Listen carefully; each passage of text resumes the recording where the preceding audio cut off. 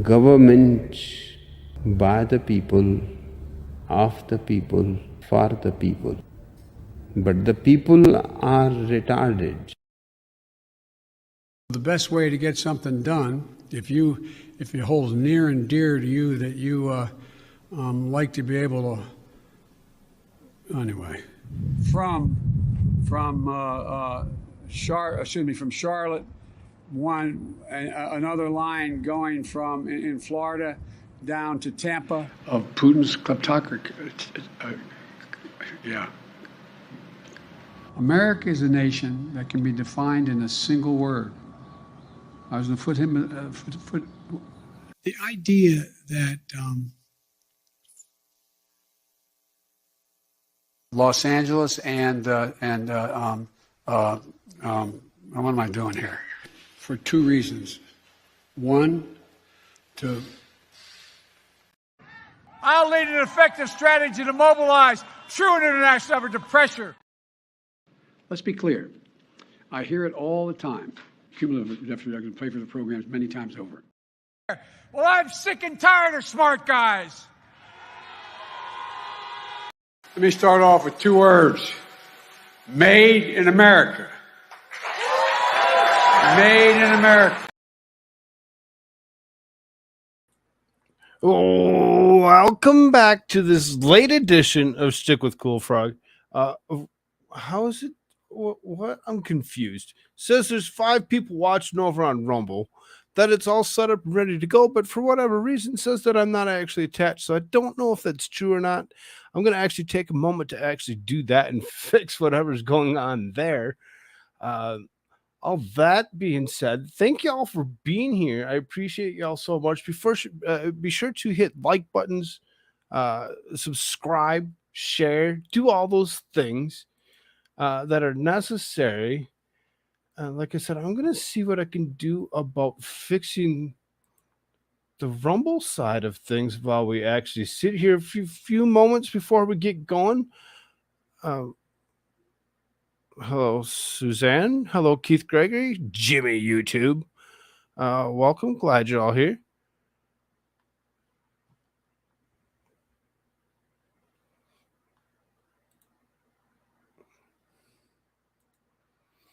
I'm going to do one thing. Because it might be unpopular with some, but I'm sorry. I'm not going to sit there and moderate my moderators. It's not going to happen. It's just not going to do that. I can't handle somebody that's going to sit there and go against what the show was actually about and go ahead and do whatever they wanted to do. Try spreading that information that wasn't true. I watched it happen. I watched it happen in real time. I'm not going to deal with it. It's not fair. Not fair to me. And it's not fair to anybody else. Jimmy, you've been a mod. You've been a mod since January of last year. For you to think that you're not going to be a mod is really, really silly. Sorry. It's just the way it has to be. And again, I need to actually figure this out real quick. So then,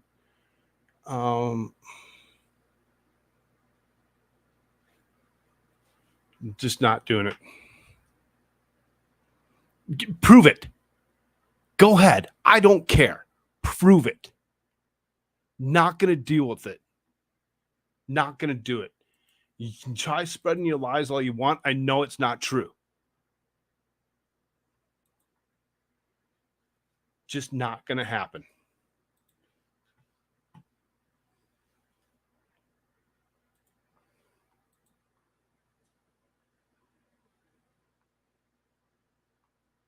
So, let me see if I can't fix my Rumble side of things real quick here.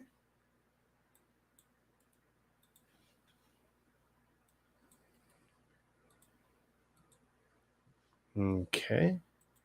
And that should be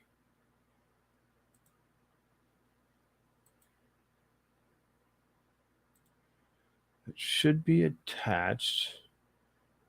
Come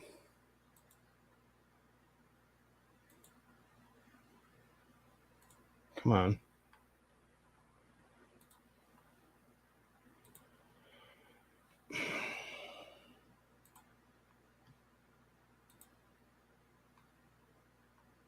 And there it is. Okay, perfect.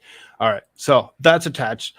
For whatever reason, I was not live over on that Rumble side. It is something that's there, and it's all good. What's up, Rose? Good to see you, dear. Glad you're here. Look at all these nice blue wrenches in the room. All the wonderful people that make it what it is. Thank you so much for being here. Did you finished 100 pages last night? Yes, yes. I did finish. I did go 140 pages. I finished all of it. I read the whole thing, which is the reason I'm back here tonight. Because after doing that and spending almost 5 hours doing such a thing, I went ahead and said, I have to cover this news that I wanted to cover. I kind of edited it, moved it around just a little bit. What's up, boss? How's it going? Good to see you. Good to see you. And as far as that goes, like I said, there's a ton of news to go through. Some of it's kind of disturbing, some of it's kind of interesting, and we should see what all this is about. Awesome. I'll need to back and watch the rest. Seriously, Jerry. Oh my lord. Oh my lord. It's something. It sure is. Uh, I'm gonna go mute for like 2 seconds and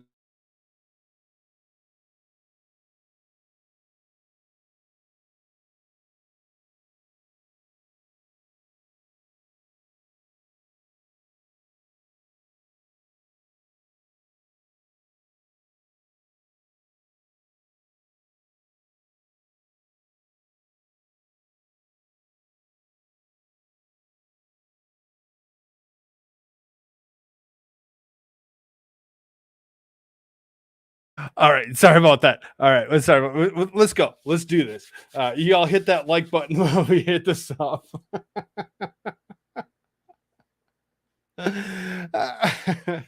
Report: Russia doubles 2023 defense spending to over $100 billion. Isn't that something interesting for really?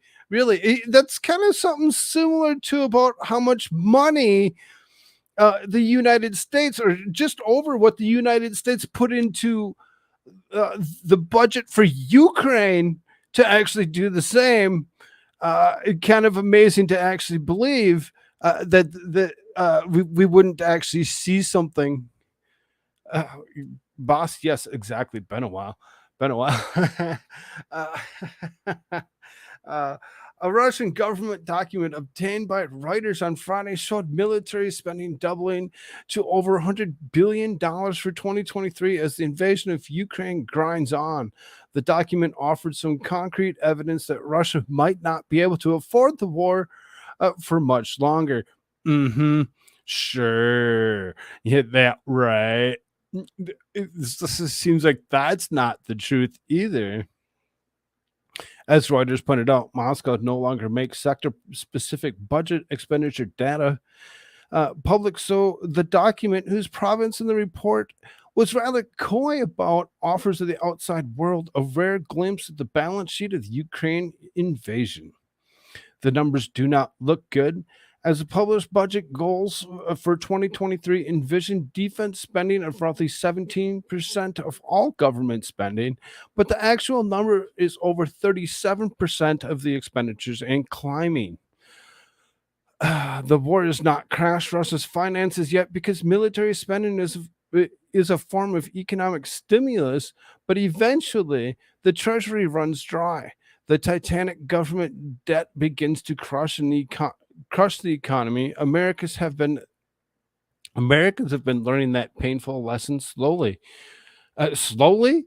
over the last couple of years, how many billions of dollars have we been dumping into it? It doesn't seem to be so slow.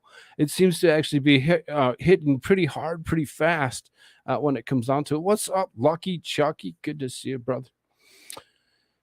Rising war costs are supporting Russia's modest economic recovery.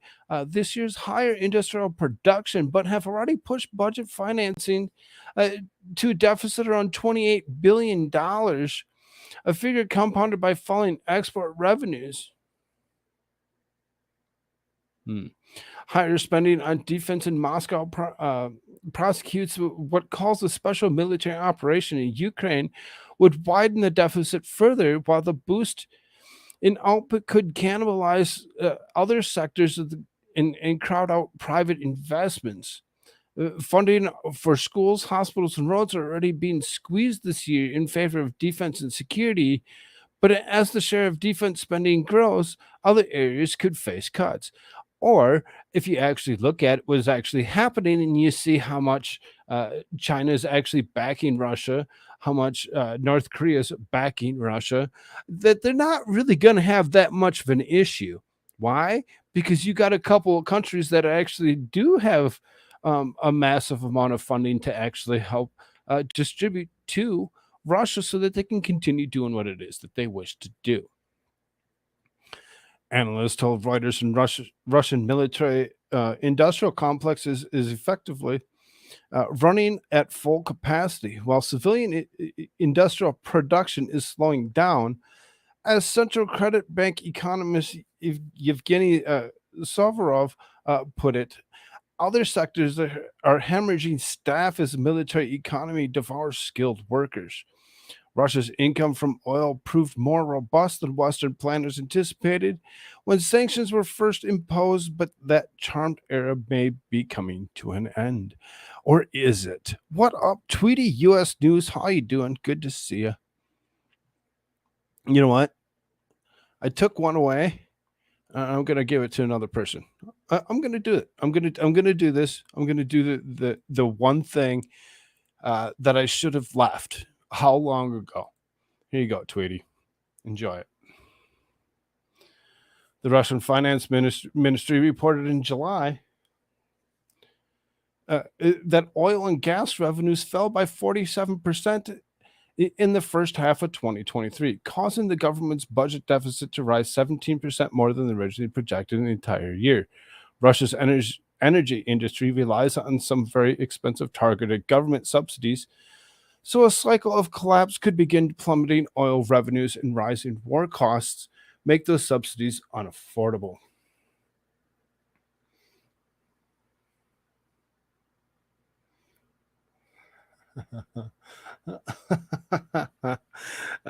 I see you, Vicky. I see you.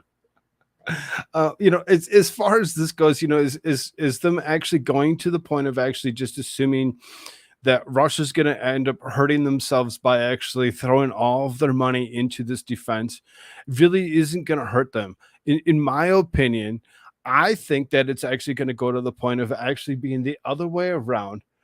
And when it comes down to it, if they can actually take and do what it is that they wish to do. Hey, Vicky, I see you. Love you, dear. There's a couple things that just happened within the last bit here, so we're going to have to hold a little bit of a conversation when it comes down to it, so we understand each other and what is all happening. We'll get there, okay? I promise. But as far as Russia's spending goes, I don't see it as being a bad thing. As in the future, it's going to actually open up for them to actually do what it is that they wish to do. And it's going to open up some other lines. It's going to open up other lines, and we're going to actually see some of this actually get better as times go for Russia over Ukraine. It may be the unpopular, opinion on it, but when it comes down to it, not everybody gets to have the same exact opinion, and sometimes it's what happens. What's up, bros? What do you mean? You've been lost for a hot minute. What's that supposed to mean? What are you getting at?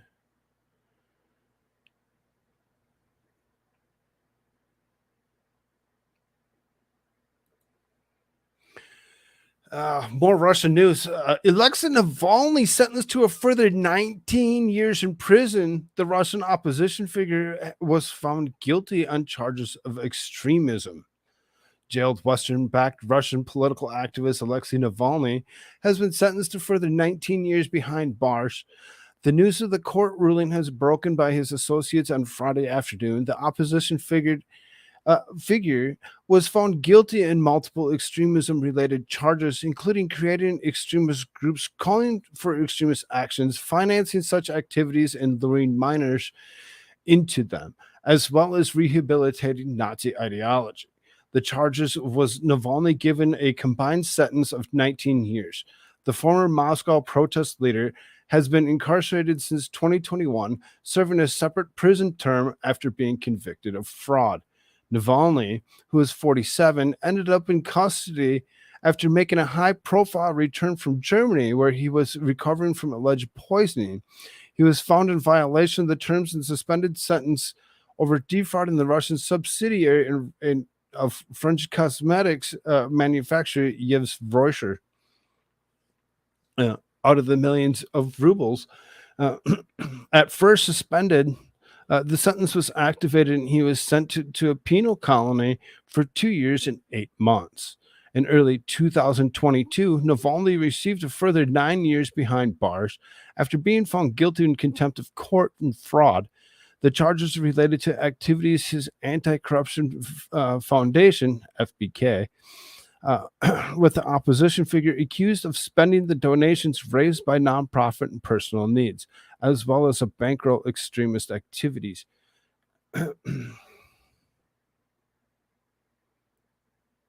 But so when it comes down to with the information that's coming out on this, for them to actually go ahead and sentence him to a further 19 years for his extremist activity, it seems maybe a little strict to actually just go ahead and say, well, we're going to tack more on because we feel that we need to.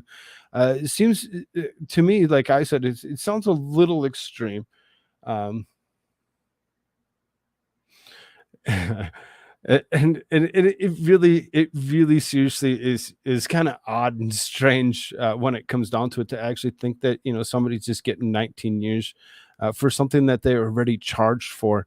It seems as that they don't have the same rules here as we do here in the States, whereas once you're charged with something, you're charged with it and they're not going to recharge you with something else. But they don't care. Apparently, they don't care as much. So, as far as that goes, I guess. Is this out of place? Yeah, that's a little out of place. Let's move that a little bit. 2 Chinese spies just got caught serving in the U.S. Navy. Oh, you don't say.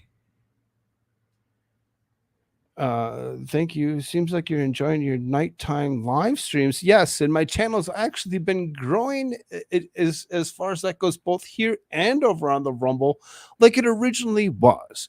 And I appreciate it to actually have people that actually like what I do, as opposed to trying to change what I do to whatever they want it to be for themselves.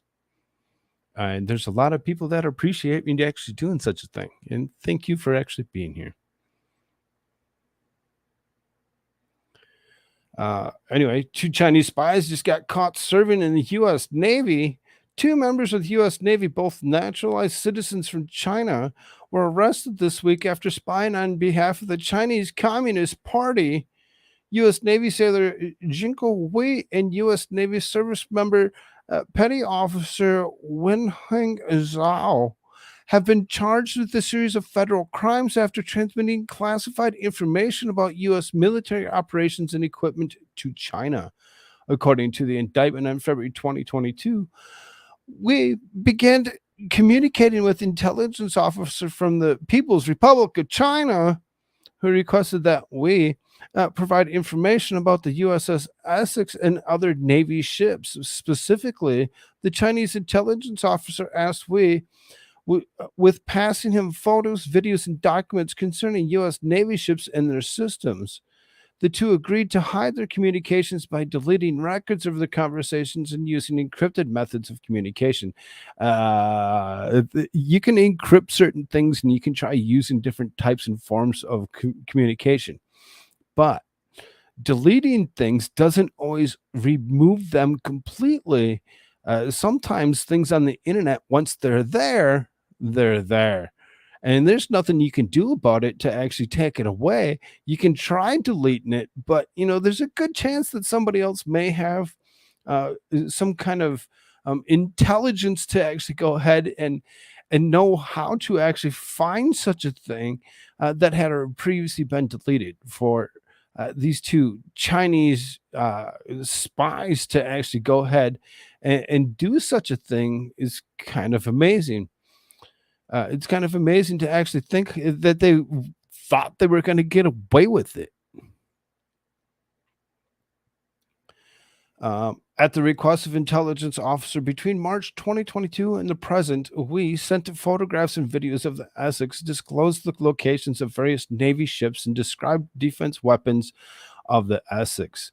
In exchange for this information, the intelligence officer paid we thousands of dollars over the course of the conspiracy. The indictment further alleges that in June, we sent an intelligence officer approximately 30 technical and mechanical manuals.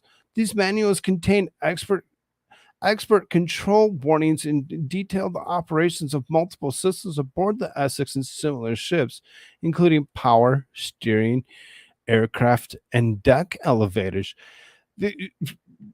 No big deal. Just give them all the information that they need to actually know where to actually strike and hit these particular ships without even them even knowing that somebody's even knew exactly where to hit them. If they knew where this stuff was, if they can go hit an elevator or they can go hit a power system to knock certain things out, they take that elevator out. Aircraft can no longer make it to the deck to actually take off. It's going to actually show a lot of screwed up information for when it comes down to the safety of our own servicemen. So China's really been doing a lot lately. For them to actually do this is almost to the point of actually giving reason for the United States to actually call for them to actually be taken out for using warlike tactics while at peace. It's really kind of it's moving really quick. It's moving real quick, and we're going to actually see what happens with Taiwan here. And I would assume almost maybe by the end of the year, as opposed to thinking it might be a couple years out. I'm thinking this is happening faster and faster than we actually expected to. The intelligence officer confirmed that that at least 10 of those manuals were useful to him. For passage of those materials, the indictment alleges that was paid $5,000. In exchange for bribes, Zhao handed over U.S. military exercise plans, which is useful for war planning, and other sensitive material to the Chinese government. Zhao allegedly sent the Chinese military officers non-public controlled operational plans for a large-scale U.S. military exercise in the Indo-Pacific region, which detailed the specific location and timing of naval force movements, amphibious landings, maritime operations, and logistics support. The indictment further alleges that in exchange for bribes, Zhao also photographed electrical diagrams and blueprints for a radar system stationed on the U.S. military base in Okinawa, Japan. Oh, just a couple places that they had actually gone to actually do such a thing. It's really kind of very disturbing to believe that we had actually gone ahead to the point and done such a thing to allow these guys to actually become part of our own military without even realizing what they were about and who they actually were, that they were actually spies. They had to have actually, been, fairly good at what they were doing for a short period of time. I would hope it was just a short period of time, that it wasn't anything longer than that they couldn't figure out. Because I mean, when you have to actually go through basic trainings, you have to actually go through a series of testing to actually make it into the U.S. military. You don't just make it into the U.S. military. There's ASVAB testing, there's medical physicals that you have to take, and then you go through the basic training, and then you get stationed. So they had to have actually been around for the better part of a good year for them to actually get to the place that they were at, and then still be sure to actually get to their location that they were actually in Japan. Would actually, it takes some time potentially for them to um, get the station that they're looking for. You don't always just get stationed somewhere, even together, if you think that if there's anything different. It's really kind of strange that this happened. It really is, and it's kind of sad to actually believe that the United States may have actually been compromised by a couple of Chinese spies. Now China knows way too much. Illegal Chinese biolab discovered in Fresno. Oh, really? The Chinese are absolutely nowhere. We shouldn't be afraid of them. Joe Biden told us straight out that they are our friends and everything should be okay. Hmm. If that isn't, oh yeah, there he is. Gavin Newsom. I wonder what he had to do with this. The secret and illegal Chinese biolab that was recently discovered in Fresno, California, which is allegedly full of mice that were engineered to carry coof, was subsidized by Governor Gavin Newsom. Bum, bum, bum. Way to go, Gavin Newsom. Thank you so much for being such a jackass and sleeping with the Chinese spy. Why wouldn't you have allowed this to actually happen? Newsom is in the news constantly these days because he is basically the backup plan for Democrats in 2024 if Biden can't run. Do you think anyone in media will ask him about this? Don't count on it. Don't count on it. We're just going to like overlook it and just be like, oh, you know.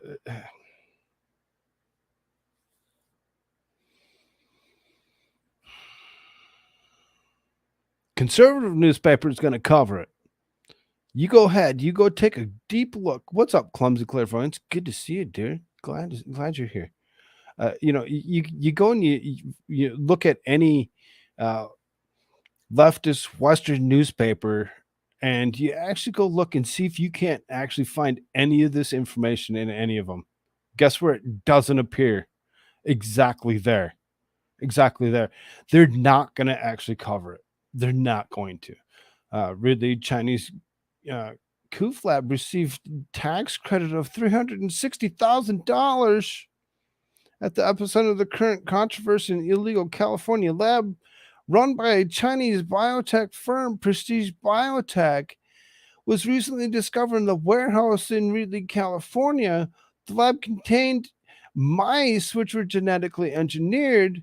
According to the National Review, court documents further showed that the Centers of Disease Control conducted tests on more than 800 chemicals found at the site, that over 20 infectious agents were found present, including Hep B, C, Streptococcus pneumonia, chlamydia, rubella, and herpes 1 and 5.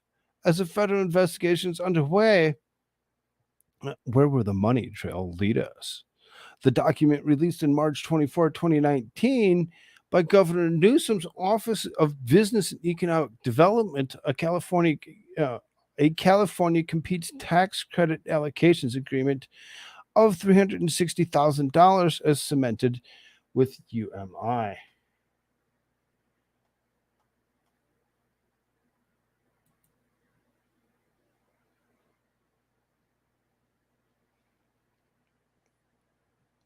This seems kind of newsworthy, doesn't it? Really, Chinese Koolfrogg received tax credits of this much money, that $360,000. No doubt Newsom's office was simply tossing money around for economic development and had no idea of the shady business going on. But then again, they had no idea what shady business was going on and apparently accidentally helped fund the illegal Chinese biolab. They had no clue what was going on. What? Law knows. Have fun with this trash show. Oh, gee, thanks. Glad that you actually feel that way. Uh, uh, there's a lot of people that actually do enjoy it. You can always stick around and see what else actually comes out of it. But, you would think somebody keeps track of such things, and then you would be wrong. Nobody actually cares about the government funds, only that it tosses lots of green around. All this is very troubling, and only thing that keeps me from outright panicking is that Anthony Fauci hasn't tried to assure me that everything is just fine and that pangolins or raccoon dogs were involved. How many more of these secret labs do you suppose are in the United States right now? There are others. Oh, there are others. Isn't that something amazing? Just so happens to be that there's others that are around. Okay. Okay, so who's actually funding all these? Who's not looking into the truth to actually see what it's actually about? Frog, you look like some iconic figure from history. I can't put my finger on it. It's not Jesus. That's fun. Thank you so much. Love you too, Clumsy. I'm just going to sit here and do my trash show because, this guy knows.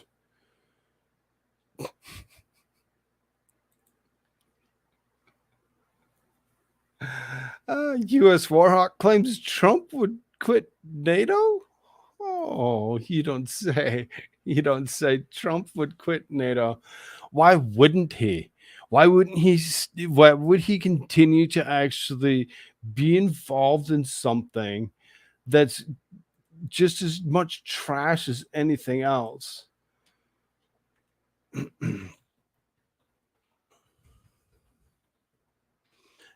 When it comes down to it, it's just amazing.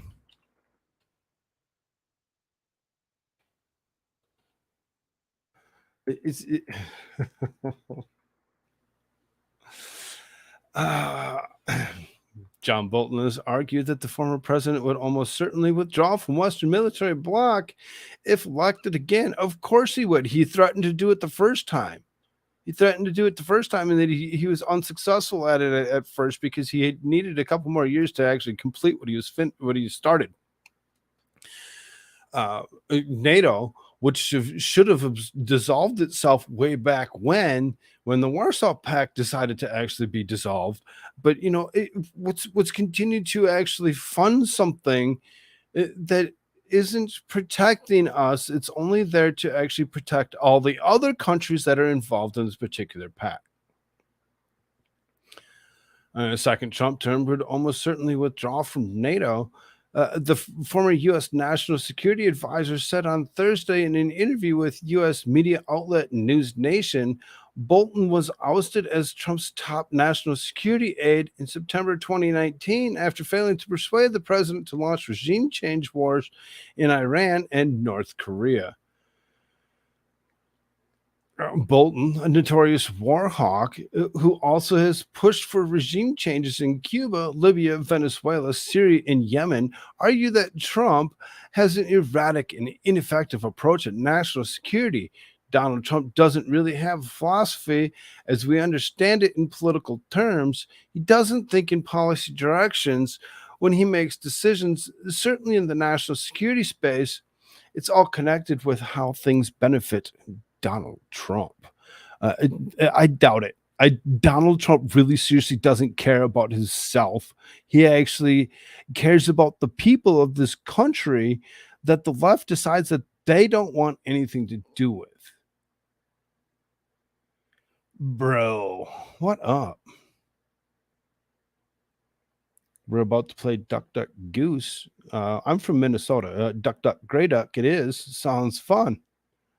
Why are you mad, bro? Nobody's mad. Nobody's mad.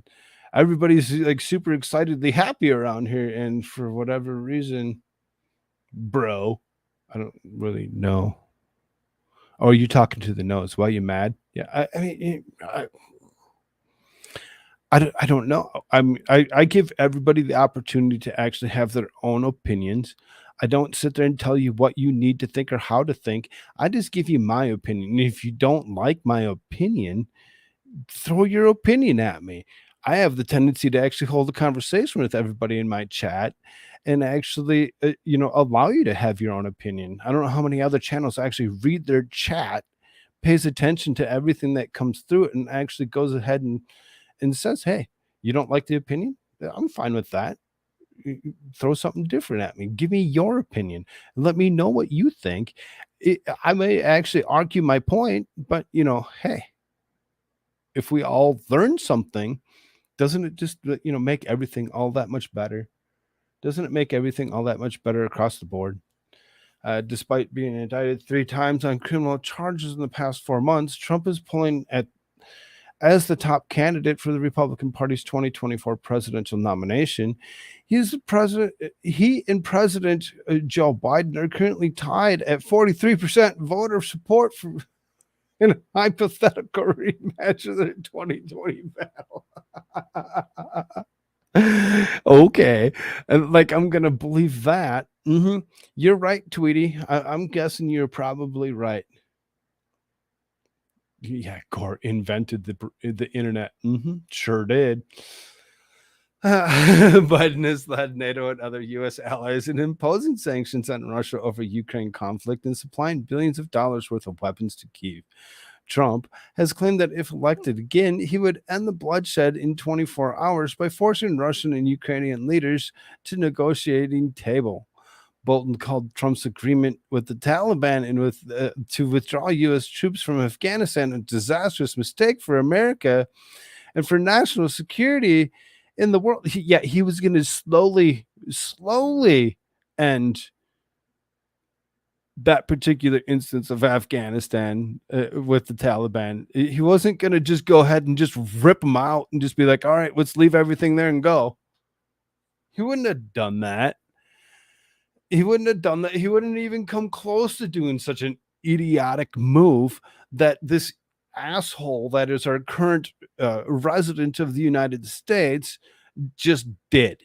He ripped him out of there, left all of our goods sitting there so that they could go and gather up anything and everything that they needed to bolster their own military. How ignorant can you be? He also faulted the then president of failing to squeeze the Iranians after quitting the Iran nuclear deal in 2018. He did not deal with the threat of terrorism from Iran effectively. You don't say. You don't say.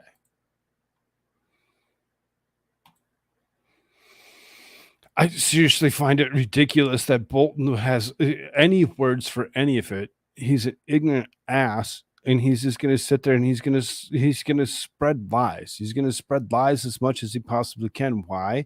Because that's all he knows how to do. He doesn't know how to actually look at anything, legitimately and actually come up with a good point. He's just going to throw some trash at us and make us believe that everything is the way he wants it to be. At least you haven't been called Satan's bride witch this week. By the way, I parked my broom in the back. Hope that's okay. Yes, absolutely, Clumsy. All's good. All's good. Thank you. Oh, Democrats pushing for Trump trial to be televised. Oh, televised it is. Let's do it. Let's set a precedence.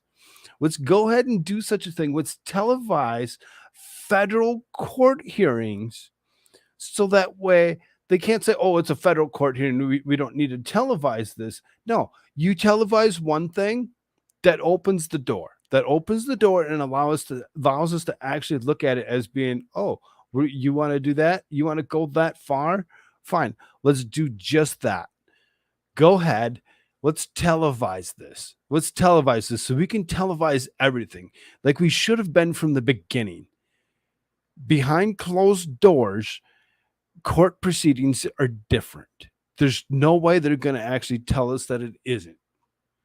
Democrats are pushing for former President Donald Trump's trial to be televised, as detailed in a letter of Judge Rosalind Moskop, who serves as the Director of Administrative Office of the U.S. Courts, as well as Secretary to the Judicial Conference. The letter, signed by well over 24, it looked like more like 30 House Democrats, request that Judicial Conference explicitly authorize Trump's criminal trials to be televised, asserting that it's crucial for the sake of transparency. Notably, Chief Justice John Roberts stands as the preceding officer or the presiding officer of the Judicial Conference.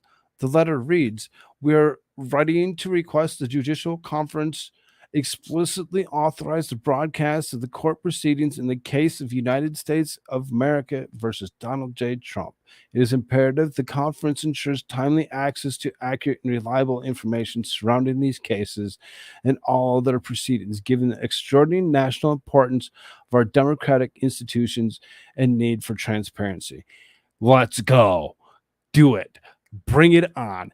Televise it all. Let everybody see how much ignorance has actually been spread across from the Democratic Party over and over again over the last few years. All of the shit that happened from 2016 since 2015, since Trump came down the golden escalator, everything that they've actually tried, the Russia, impeachment hoax number 1, impeachment hoax number 2.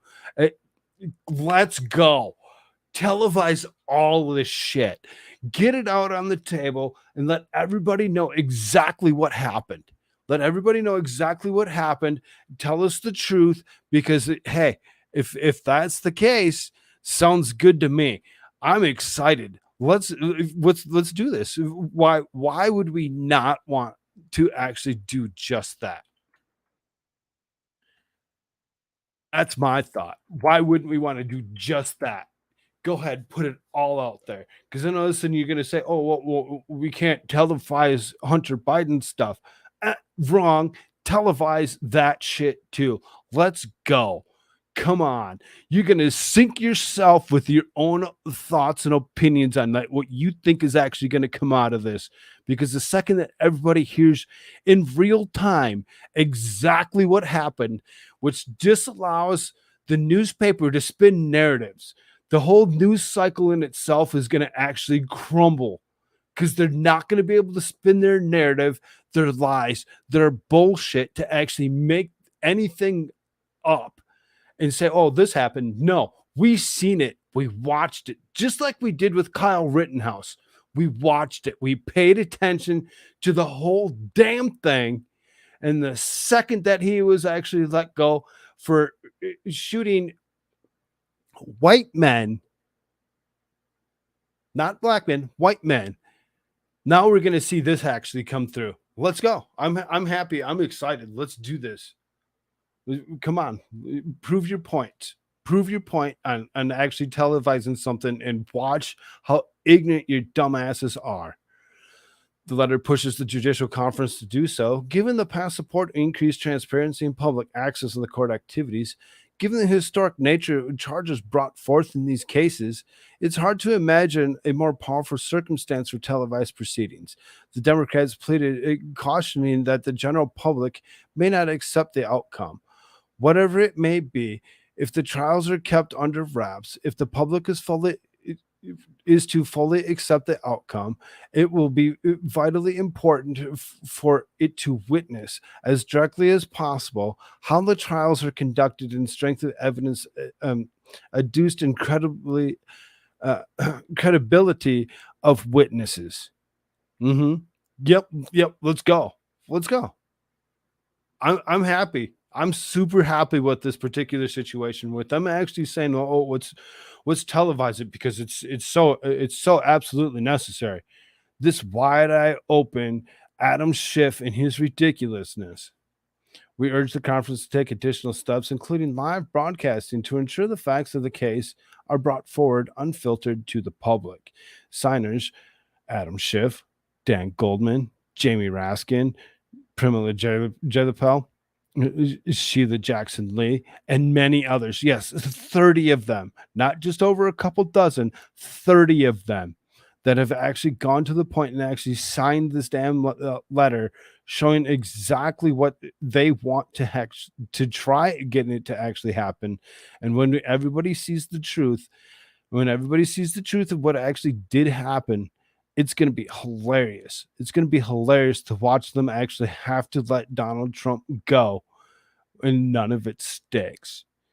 The August 3rd letter came the same day as former President Donald Trump's arraignment in Washington, D.C. Following the third indictment in the past few months, this week, special counsel Jack Smith announced that a grand jury has indicted Trump on charges relating to January 6, 2021 U.S. Capitol riot. Charges include conspiracy to defraud the U.S., conspiracy to obstruct the official proceedings, obstruction, an attempt to obstruct an official proceeding, and conspiracy against rights.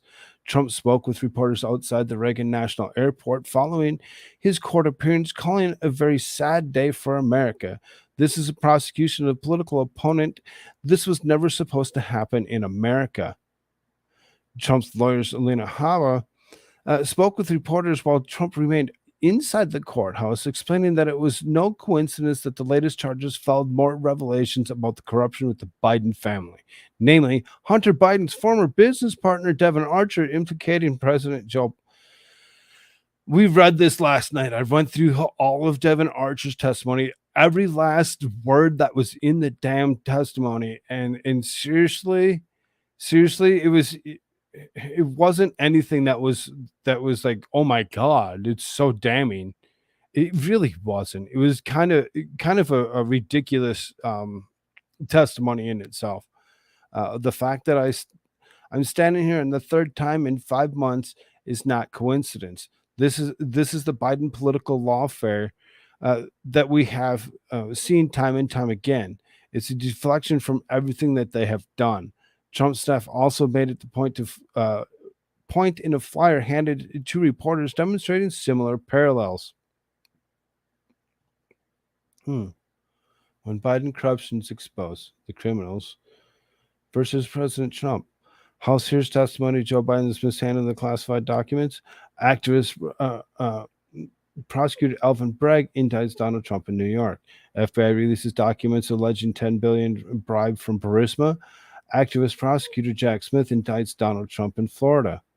Hunter Biden rejects plea deal after DOJ blanket immunity offer revealed. Activist prosecutor Jack Smith adds another charge for Trump.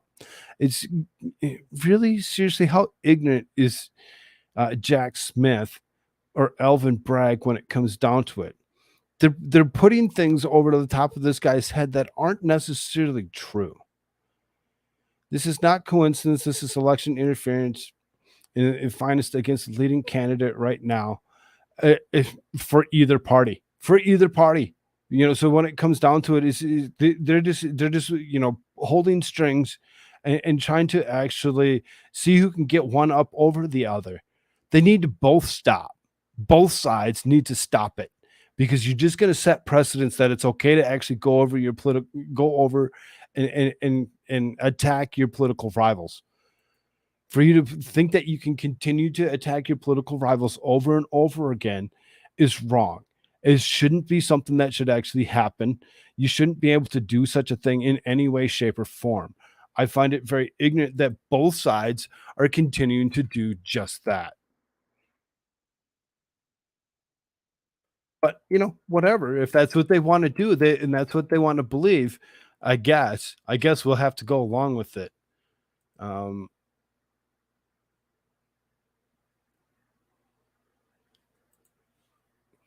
Newest indictment gives Trump legal power that he never had before. Former President Donald Trump attorney John Lauro sees at least one of the silver linings in the Department of Justice's latest indictment of his client. Trump will get to litigate why he believes the 2020 presidential election was fraudulent. In 2020, Mr. Trump's campaign had a few weeks to gear up and present evidence, and it was very difficult.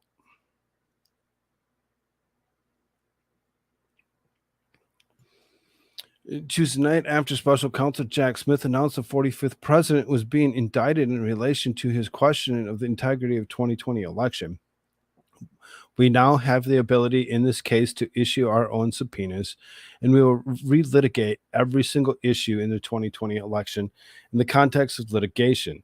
It gives President Trump an opportunity that he has never had before, which is to have subpoena power since January 6th in a way that can be exercised in federal courts.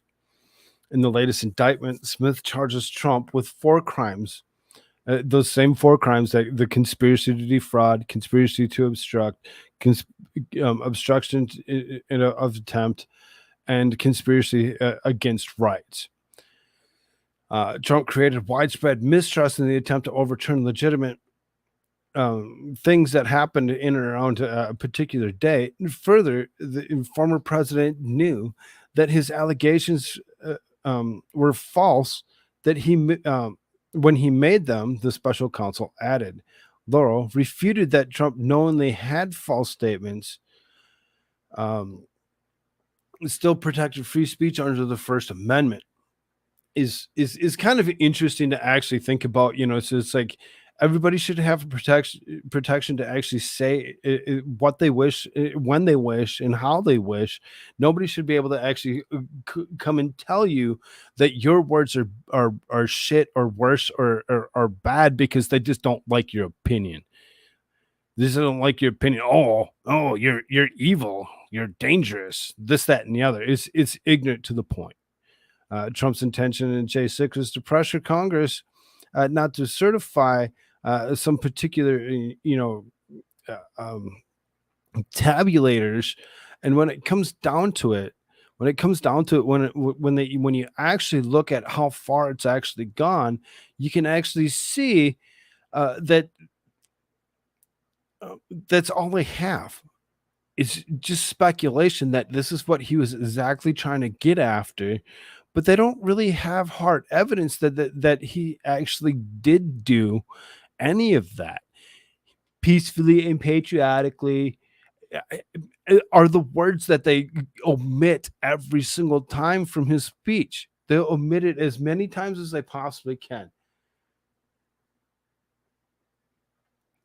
Trump's intention in J6 was to pressure Congress not to certify the electoral. When it comes down to it, he's pushing for it. He's pushing for it because that's what he wants. The reality is that the state legislatures are in every state have the ultimate responsibility of qualifying electors. So what Mr. Trump did was exactly constitutionally precise in order. There is nothing illegal about it, and I'm not refuting it. It's not my option to actually refute that.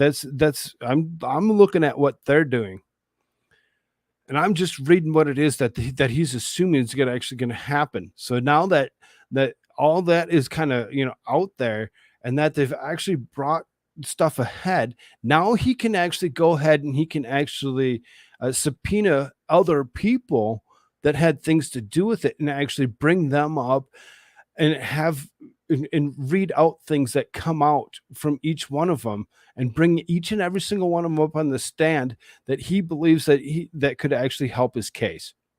He now has an open case to actually go after everybody else, which is awesome. But quit going after your political rivals. Both sides need to wake the fuck up and actually stop doing such a thing.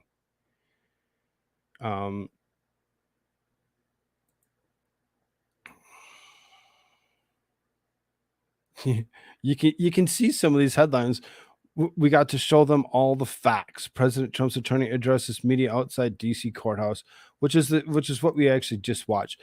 Like I said, I have a bunch of stuff from yesterday and some stuff from today. So if you see me closing tabs, it's because it's like, oh, we just kind of covered that.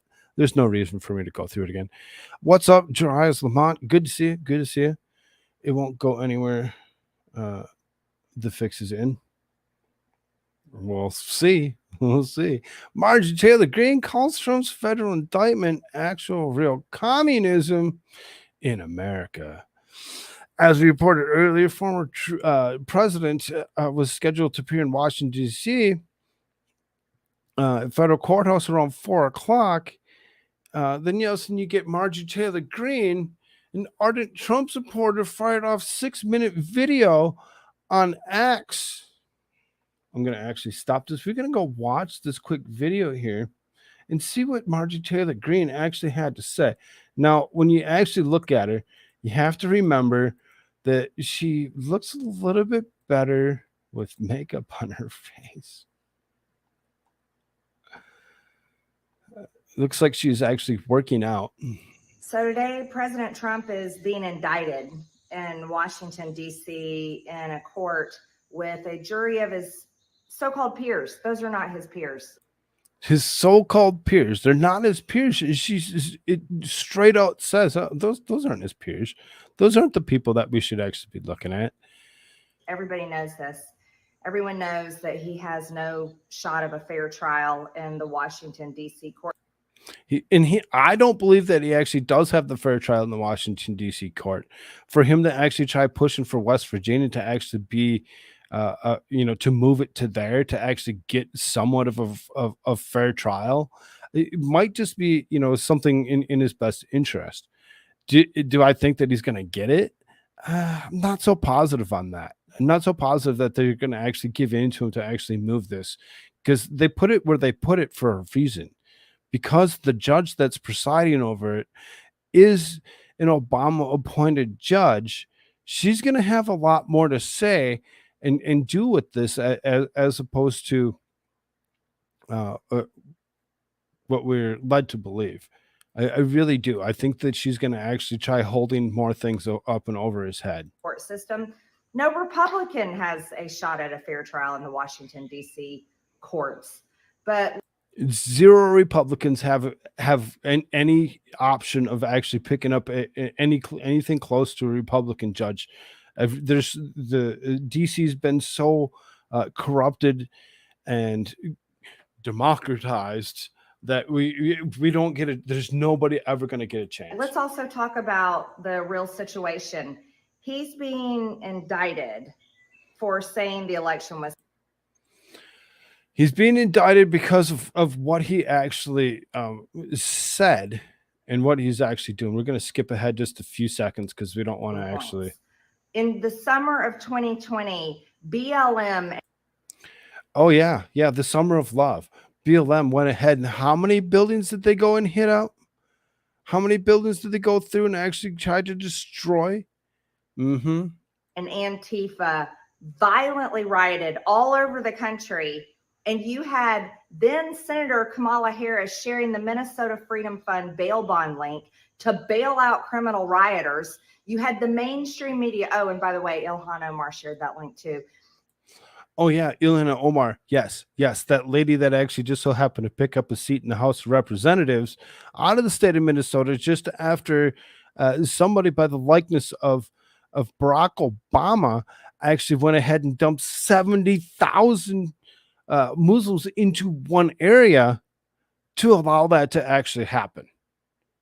Ilhan Omar sharing the link to bail out criminal rioters. Then you had the mainstream media giving full support for this night after night, mostly fiery protests, they called them. People need their Jordans. Yeah, they need to go actually burn, loot, and murder. Yes, that's exactly what BLM needs to do. Mm-hmm. While in reality, $2 billion in damage happened to private property. Police were attacked night after night. People were killed. Communities were ravaged. Muslims marry their bros? Oh, some of them. That's what Ilhan Omar does. She enjoys that. There was nonstop looting, nonstop violence, nonstop madness every single night, and they nearly burned down Washington, D.C. President Trump had to go into the bunker in the White House because these people nearly came in the White House. But yet, President Trump is being indicted today for what? Saying his election was stolen. And because people like myself, as a member of Congress, legally, constitutionally objected to Joe Biden's electoral college votes. And why? Because they set up a second slate of electors in the states. I'm sorry that he doesn't get indicted for that. But that's what the Democrats are doing today. They're indicting President Trump. They're indicting President Trump for his potential acts of what he had done around J6. You know, the ones that they took, edited, and timestamps will actually prove you that he actually said peacefully and patriotically to walk up to and watch what is actually happening. He didn't say anything about going in. He didn't say go inside. He said go up to, and let's watch our senators do their job. Did they do their job? Yes, they did. And they installed the most legitimate president ever with the most votes ever in Joe Biden. They did their job. That's exactly what they did. He wanted them to peacefully and patriotically go up there and actually do such a thing. But you had insurgents such as those of Ray Epps and others that just so happen to actually push and prod to get these people to do things that they didn't necessarily need to do. It's really kind of disturbing to actually think how far this has actually gone. Happens. And those who are holding the power and controlling, basically holding the power of the Constitution right now, are putting the Constitution through a paper shredder by what they are doing with the Department of Justice. It's been put through a paper shredder forever. This isn't something that's just us and now they're doing it. No, this has been something that's been happening for a long time. Every single one of the trash, several amendments right off the top of the bat. Start over with the blank slate of non-amended Constitution. Let's go back to that. Let's go back to that straight out and say, okay, now we have the Constitution, and reread it. Reread it over and over again. Have you not read your Constitution? How many people actually have a copy of the Constitution in paper to actually show that they actually know what is actually in there? Now, I'm not against all the amendments that are in there, but there's an awful lot of them. There's an awful lot of them that actually do go against the Constitution in itself. Any red tape law, anything, any type of gun control at all goes against the original Constitution. And it's disgusting. It's disgusting. Any country that tries to disarm their citizenry before trying to actually take it over is just repeating history. This is not justice. This is the greatest injustice. This is actual real communism in America. The Biden administration is arresting and trying to put in jail their top political opponent, Donald Trump. Why? Because they're watching the polls and they know that he's going to win. I mean, it's just the way the polls look. When it comes down to it, do we actually know for sure if that's exactly what's going to actually happen? Or are we just assuming? Are we just assuming? Copies of the Constitution in my car are weird. I know they're there because graduate school, and they're in your car.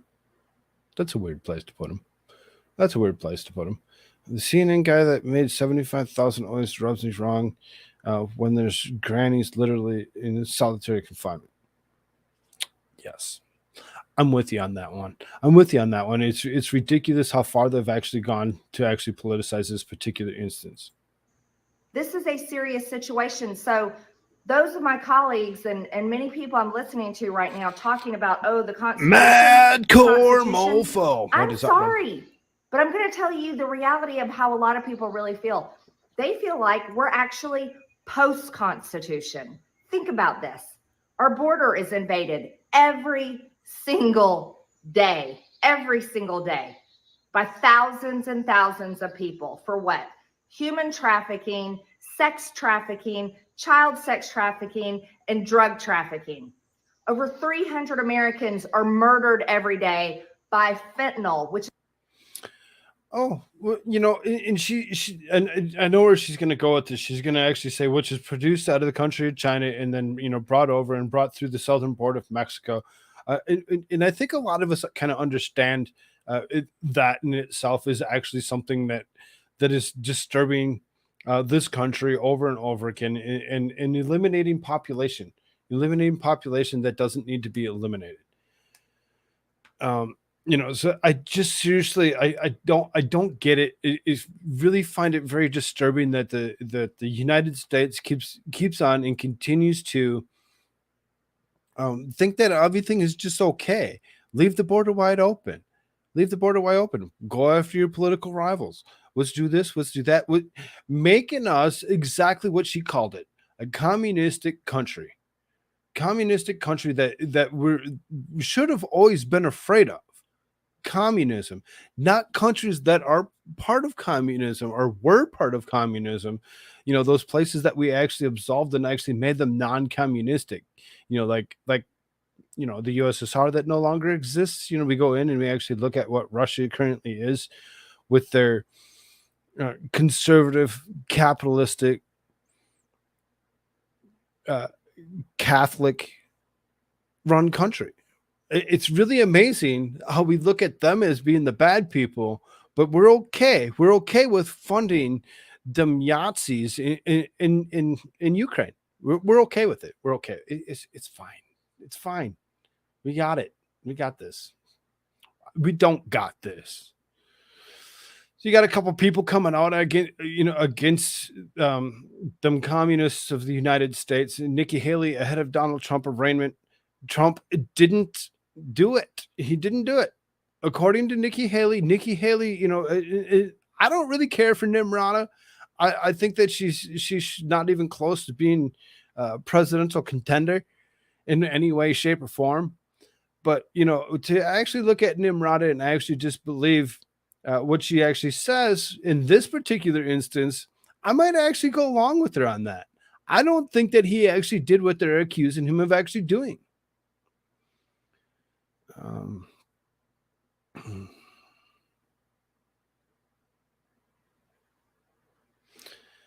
Never thought about the Constitution until Koof. Now I'm gripping with every ounce of my being and super scared about the future. Koof did a lot to a lot of people.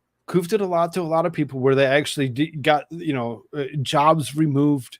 I was making really good money working out at the Mall of America, and it got, lost a job because of that particular instance, because George Floyd happened right around, around the same time. Then all of a sudden it's like living in St. Paul was not something that was good for me, healthy for me, or my family. So we moved out of the St. Paul. We moved into a suburb.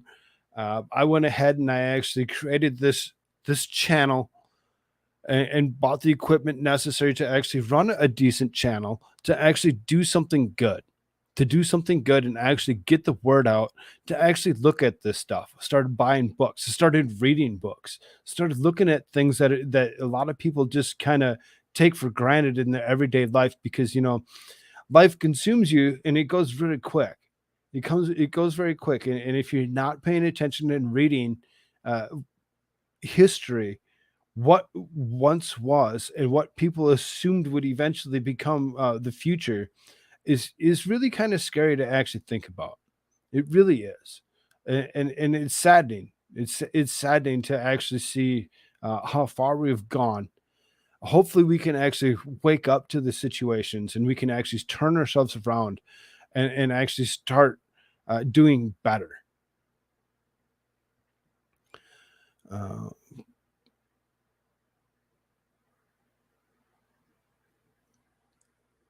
Private conversation.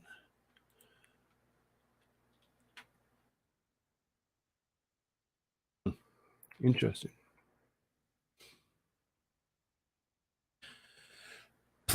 Pence claims he honestly doesn't know if Trump committed any crimes on that particular day of J6. Isn't that something?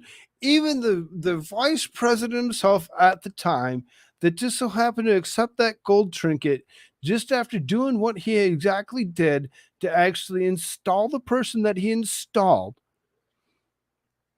still doesn't believe it himself necessarily that the opposition of that was actually in the wrong. Isn't that something? Isn't that something for somebody like Pence to actually maybe wake up to the situation and what he actually created, what he allowed to actually be ushered in? It's really seriously something. It's really seriously something to actually see, these people waking up to the situation. Koolfrogg, you're allowed. Oh my. Am I allowed in? 100% Koolfrogg. History can repeat itself and it's not a happy story. Exactly. It's never been a happy story. It's always been it's always been something that we've always just kind of overlooked.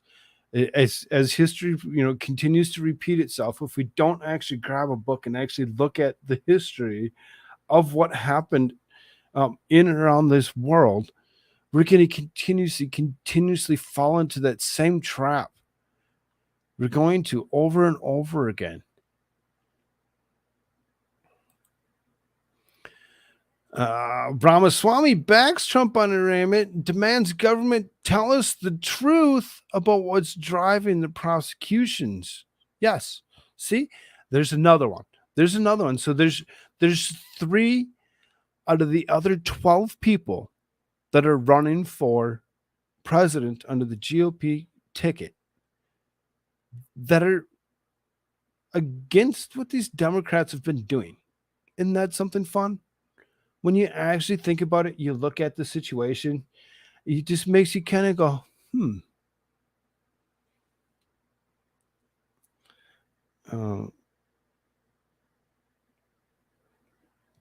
it's really kind of interesting to actually see where this is actually going. It's really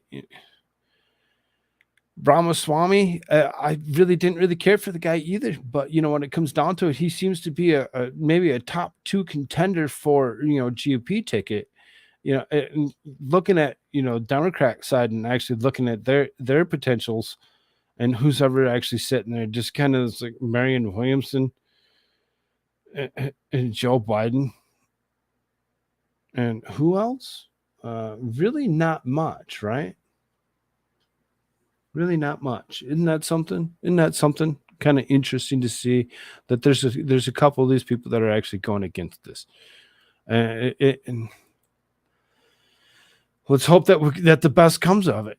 Like I said, this is just a recap. So if anybody thinks this is what a regular show looks like, you're greatly mistaken. This is not a regular show. Anybody that's been around for these shows can actually see that I'm actually skipping over a lot. I'm not reading articles thoroughly. I'm not. There's no way. It's way too late for me to actually sit there and try doing such a thing. We're already over an hour. So then, Bill Barr, CNN's Caitlin Collins. Oh, I haven't been sharing screens, have I? Call me what it is. Go ahead. Tell me I'm a boomer. Go ahead. I'm fine. Bill Barr, CNN's Caitlin Collins, sits through moments of dead silence after he refuses to answer question.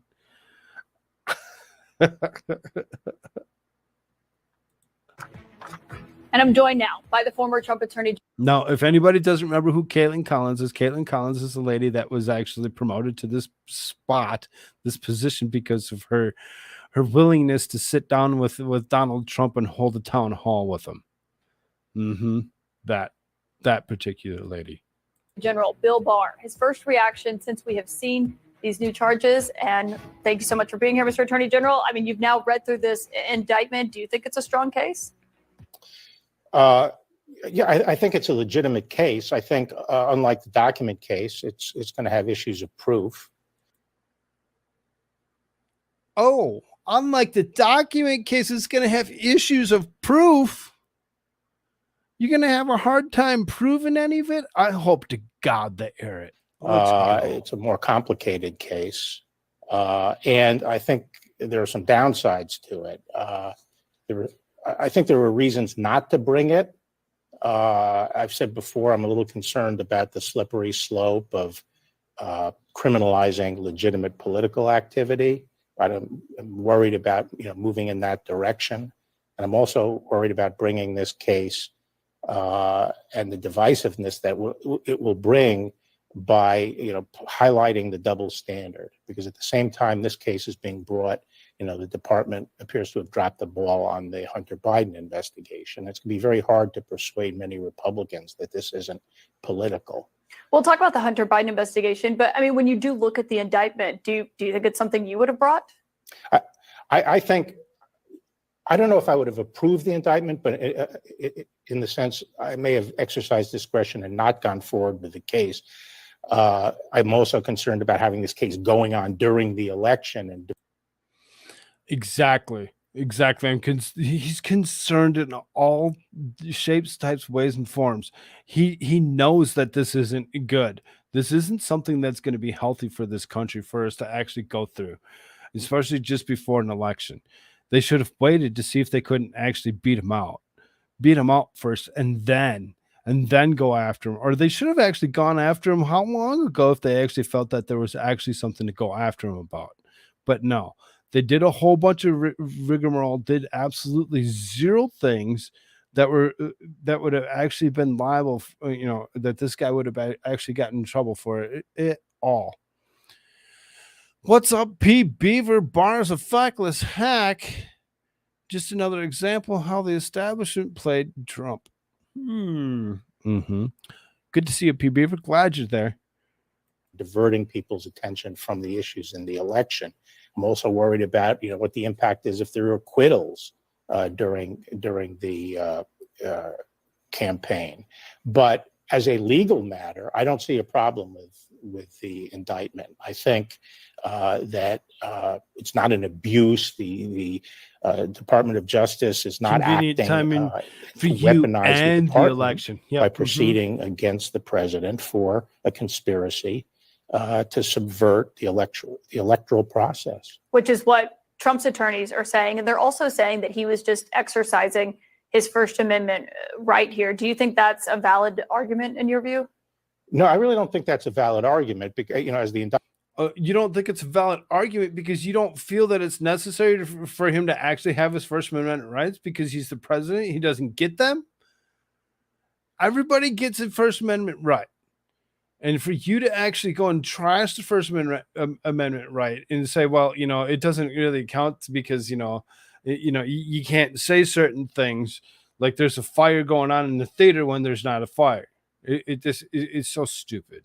So stupid how far they're trying to go with this. Indictment says, they're not attacking his First Amendment right. He can say whatever he wants. He can even lie. He can even tell people that that the election was stolen when he knew better. But that does not protect you from entering into a conspiracy. All conspiracies involve speech, and all fraud involves speech. So free speech doesn't give you the right to engage in a fraudulent conspiracy. The other thing that they're arguing, including John Lauro, Trump's new attorney, to me last night. Before we actually could listen to her next question, P. Beaver says back after 2020, he went silent. Yeah, he did. He actually did do exactly that. He actually stopped actually speaking. He stopped actually looking at anything that was legit. He just kind of turned face and went along with whatever somebody else was doing, and went ahead with that stupid ass narrative. He knew the system was working against Trump, and he was one of the few people who could have checked on it. Two things in legitimate. Ergo, he goes radio silent.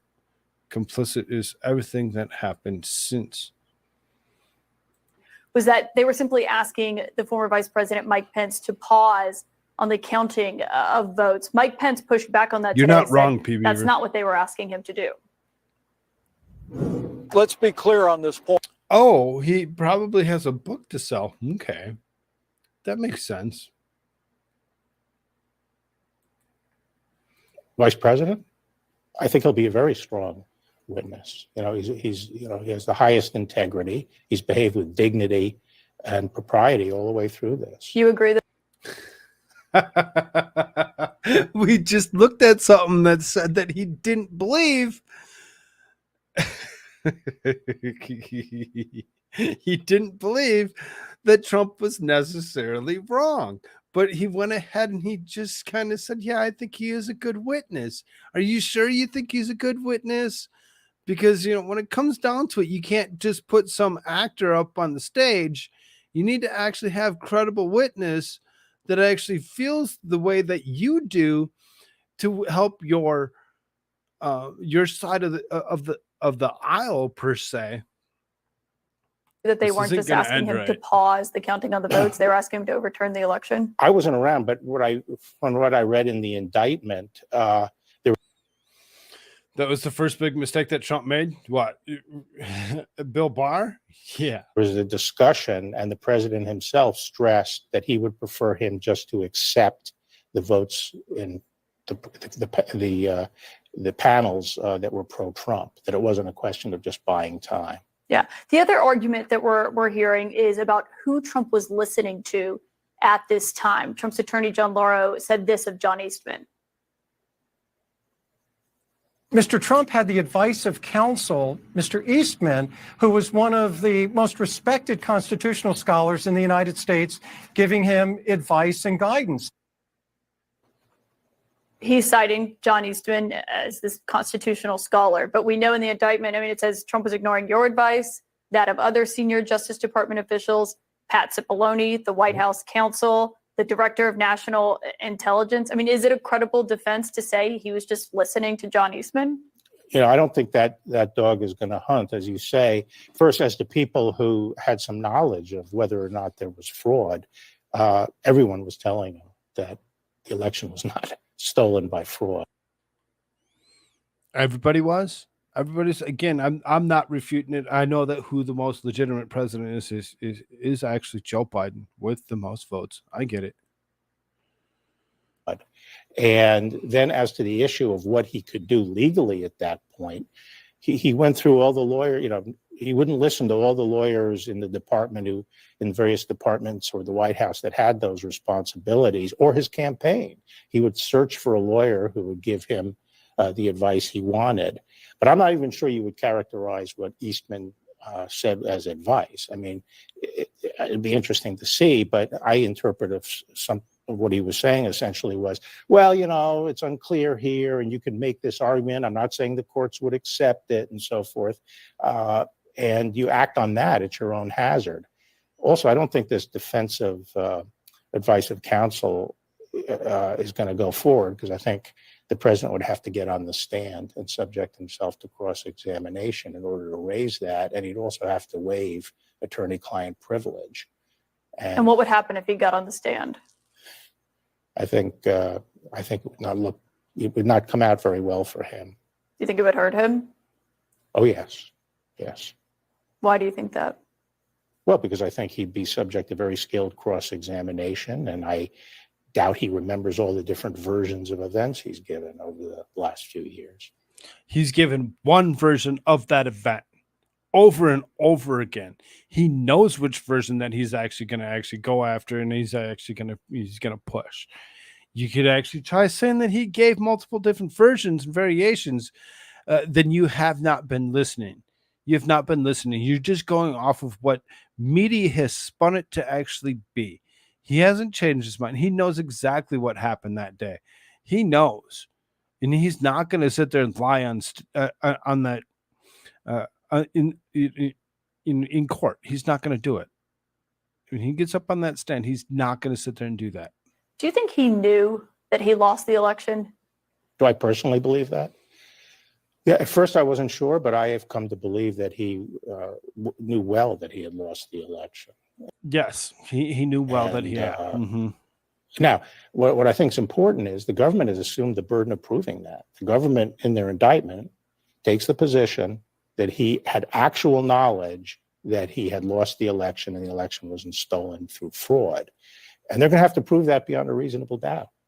Which is a high bar, of course. That's a high bar. Now, that leads me to believe that we're only seeing a tip of the iceberg on this. You think Jack indictment. Smith has more? Oh, yes. I would believe he has a lot more. And that's one of the things that impressed me about the indictment. He believes he has a lot more? How much more does Jack Smith actually have? If Jack Smith has this much, what is he going to wait for? Why wouldn't he just bring up all the indictments when he can? Why would he wait? What's the point in waiting? Oh, let's wait. Let's wait to do such a thing until all of a sudden the other side brings up something about Hunter again, and then quick, hurry up. There you go. Do another one, because it'll take top headline across every newspaper, as opposed to them having to actually look at what Hunter Biden actually did with the big guy and what actually did come out of it.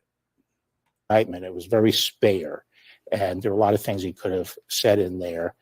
And I think there's a lot more to come. And I think they have a lot more evidence as to President Trump's state of mind. You said you've come around to the idea that you do think he knew that he lost. Why have you come around to that? Number one, comments from people like Bannon and Stone before the election, saying that he was gonna claim it. He was going to claim it. He was going to actually claim that it was actually something that was actually set up to actually the indictment and believe that. And his lack of curiosity as to what the actual facts were just leads me. That's my personal opinion. We'll see if the government can prove it beyond a reasonable doubt. You spoke to the January 6th Congressional Committee. Have you talked to Jack Smith's investigators? I'm not going to get into that. I'm not going to get into that. I'm not going to tell you if I had a conversation with somebody in particular that had something to actually do with all of this. You just don't know. You don't want to get into it, or and you're watching it all be fabricated right in front of your face. Trump wants to get the impeachment expunged, rightfully so. Even the media admits their BS. I mean, just like they're doing with Joe Biden, if they want to try to impeach a person, they need to be sure that it's going to actually stick. After it happens to the House, they do the investigation. They try to impeach him in this short period of time. All of a sudden, it needs to actually go to the Senate to actually be signed off on to say, yes, this is indeed what is going to happen, to do the check, to be sure that they balance the system to take that person out if necessary. That very, very Democratic Senate isn't going to do that, in my opinion. Okay. You came out on December 1st. You were there on election night, and you said that the Justice Department had uncovered no voting fraud on a scale of what would have changed the outcome of the election. When you look back on that time period from the election to December 1st, do you ever wish that you had come out sooner and spoken up sooner? Do you ever wish, for whatever reason, if you actually believe that is actually the deal, there's actually something more that's wrong. and there's things that need to actually be thought about when we actually deal with this. Yes, Jay-Z, Crane, kick that like button. Do that, please.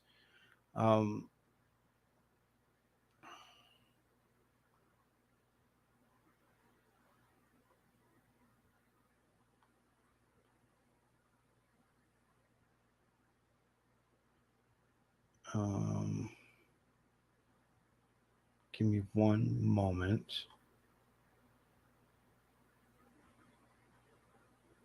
One moment.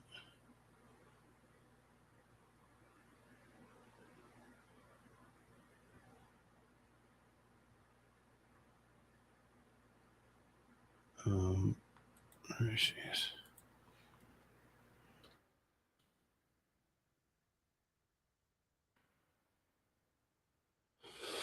All right. So, and actually take that down. So this little conversation between Barr and Caitlin Collins. Barr doesn't even believe himself that he wants to believe that there's something that's more going to come out of this. I don't see it as being something more to come out of it. I really don't. I think that there's things that we're not seeing, and it's going to get really difficult.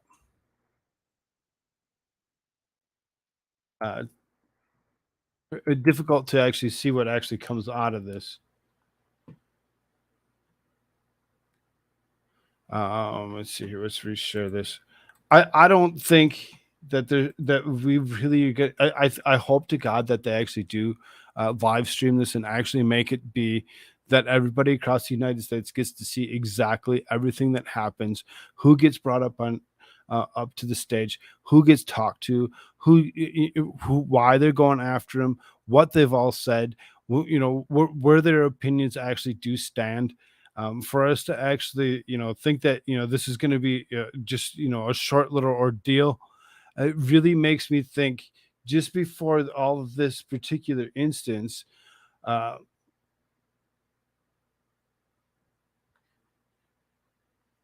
to actually make it be something more, it really seriously kind of, it's disturbing. It's really disturbing to actually, not gonna lie, I swear this is just to keep Trump from campaigning. It really it does seem that way, but court proceedings don't happen overnight, so they just indicted him. Now all of a sudden they're going to actually schedule first court hearings, whatever, out and about into when, after everybody else actually gets questioned. If we actually walk into 2024 with the current resident of the United States actually being the resident of the United States yet one more time, we're really seriously going to see some bad things come up.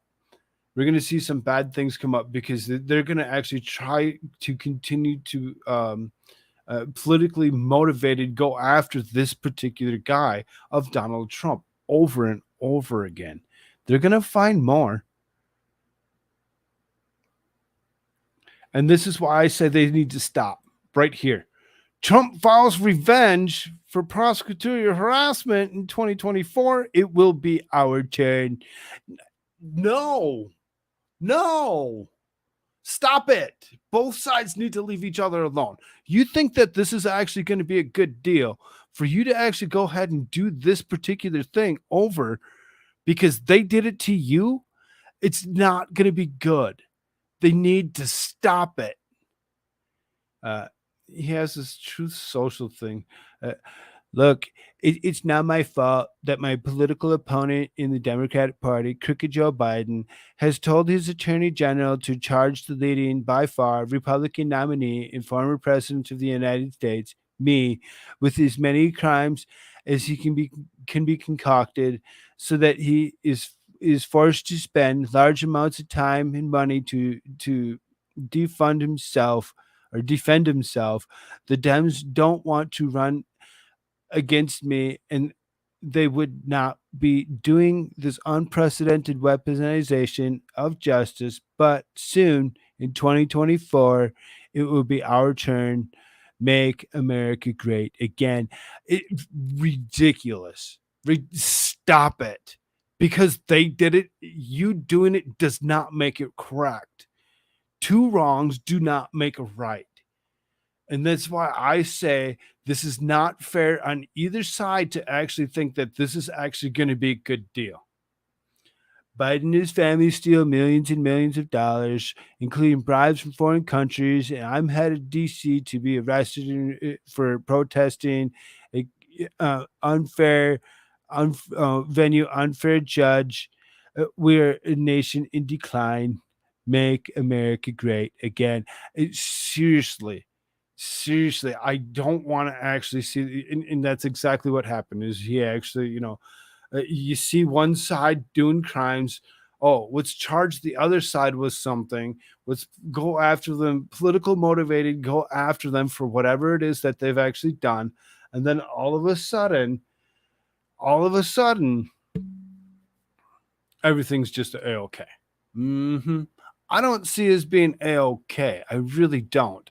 I don't think that it's actually a good deal to actually go after them and make it their turn that we go after them with political bullshit.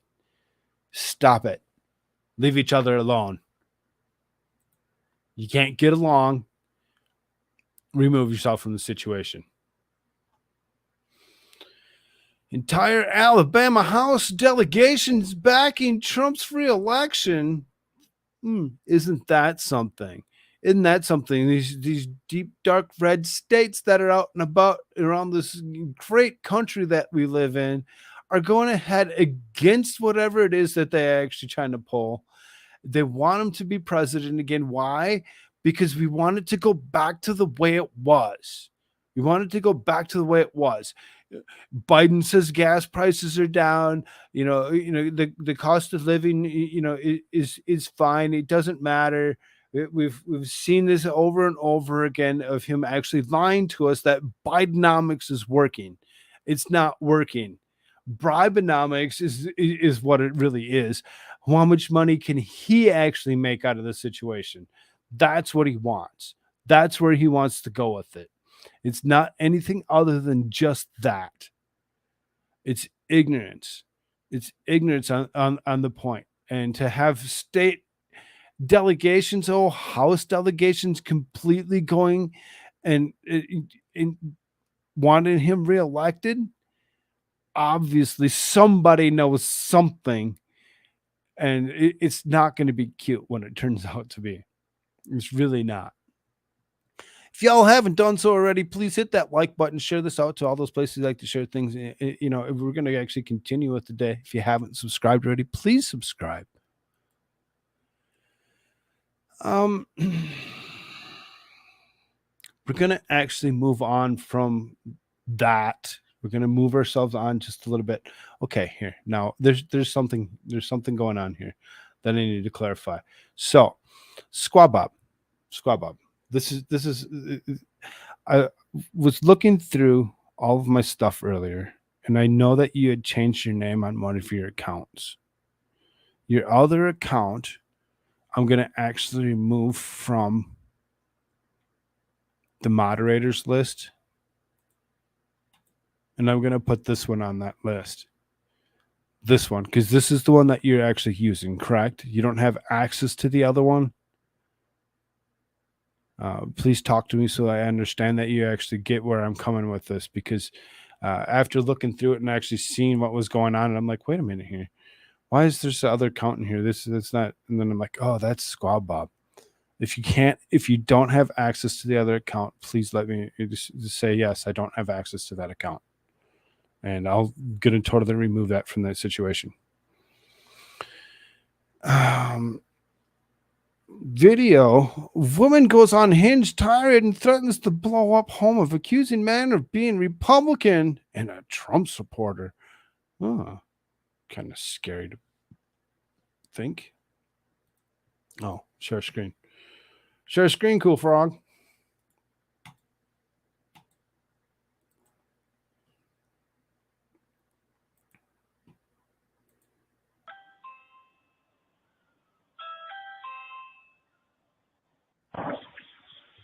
You use both accounts? Okay.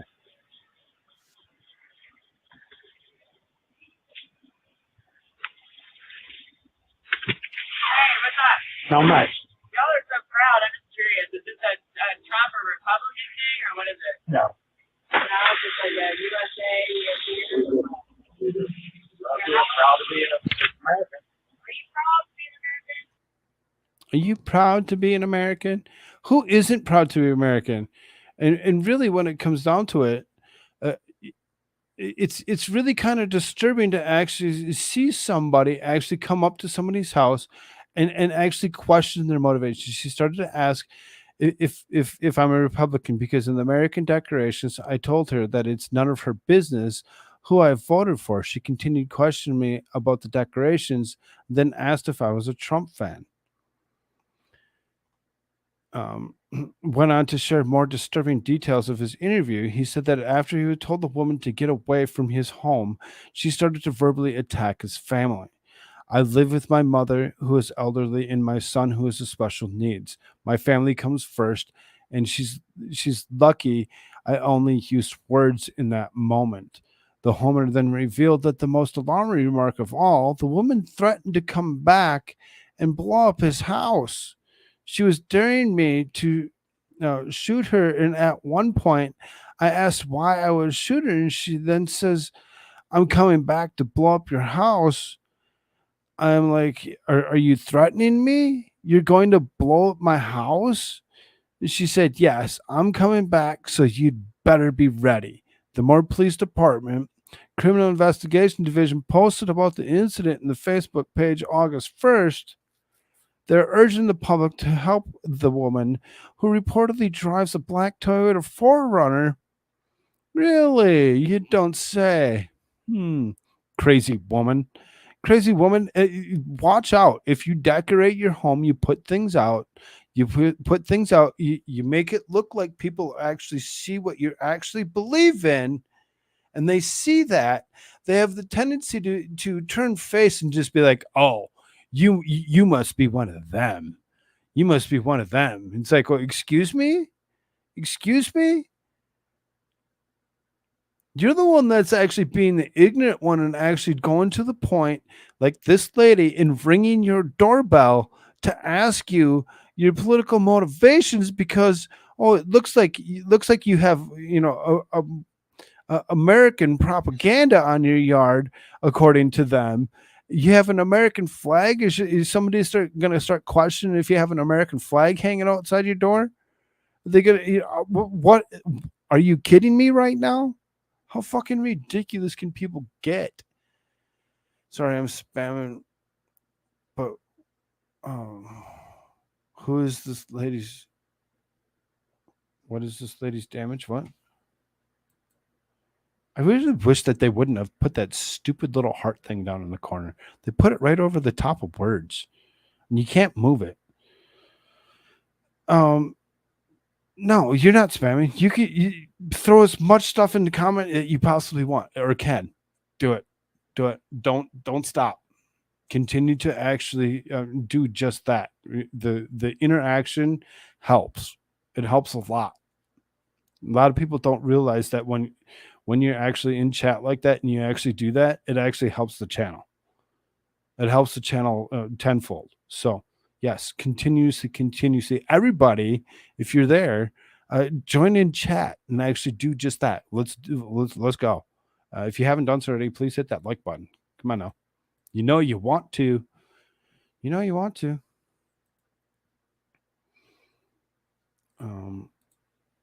Cancel that.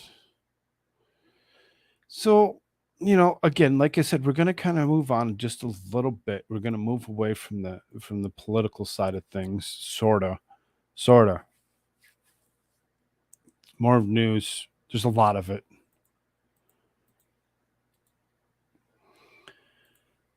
Science explainer Neil deGrasse Tyson converts to transgenderism. Way to go, science guy. Each person's male or female biology is subordinate to the gender they display with their clothes and makeup, says Neil deGrasse Tyson, the progressive science explainer. His conversion of progressive transsexual anti-science ideology has prompted hoots and laughter from critics. Of course it has. You're science. You know science, and you know exactly what it takes to actually be a male or a female. You don't, most likely one of the more closer to a biologist than most anybody else. You should be able to actually go ahead and actually tell us exactly what a woman really is, but you're going to go along with this gross ideology, so that way they actually make you something more than what you are, put you up on a stupid ass pedestal and be like, oh, look at this guy. His conversation on progressive transsexual anti-science ideology has prompted hoots and laughter from critics. DeGrasse Tyson's revising 1950s gender stereotypes to justify a transgender ideology that leads to sterilization. If teenagers responded, Chloe Cole, a young woman that is swept up by transsexualism when she was an insecure teenager, how about we stop confusing basic human biology with cosmetics? Like, what a weird jump. I don't wear makeup stuff. If I leave the house without makeup on, does that make me like 70% male? Exactly, Chloe Cole. When you actually think about it, if you're thinking that this stuff, makeup is was actually gonna actually make you something that you're not, you're greatly mistaken. That's not how it works. Personally, I don't care for women wearing makeup. I'd rather them not. My wife wears none ever. Do I appreciate that? Yes. It doesn't get all over my clothes. Does that make her anything less of a woman? Absolutely not. He is either clueless or incurious about the gender critical perspective, or he's pretending to miss the point that a person's attitude, character, or clothing have no impact on the male or female sex, responded Colin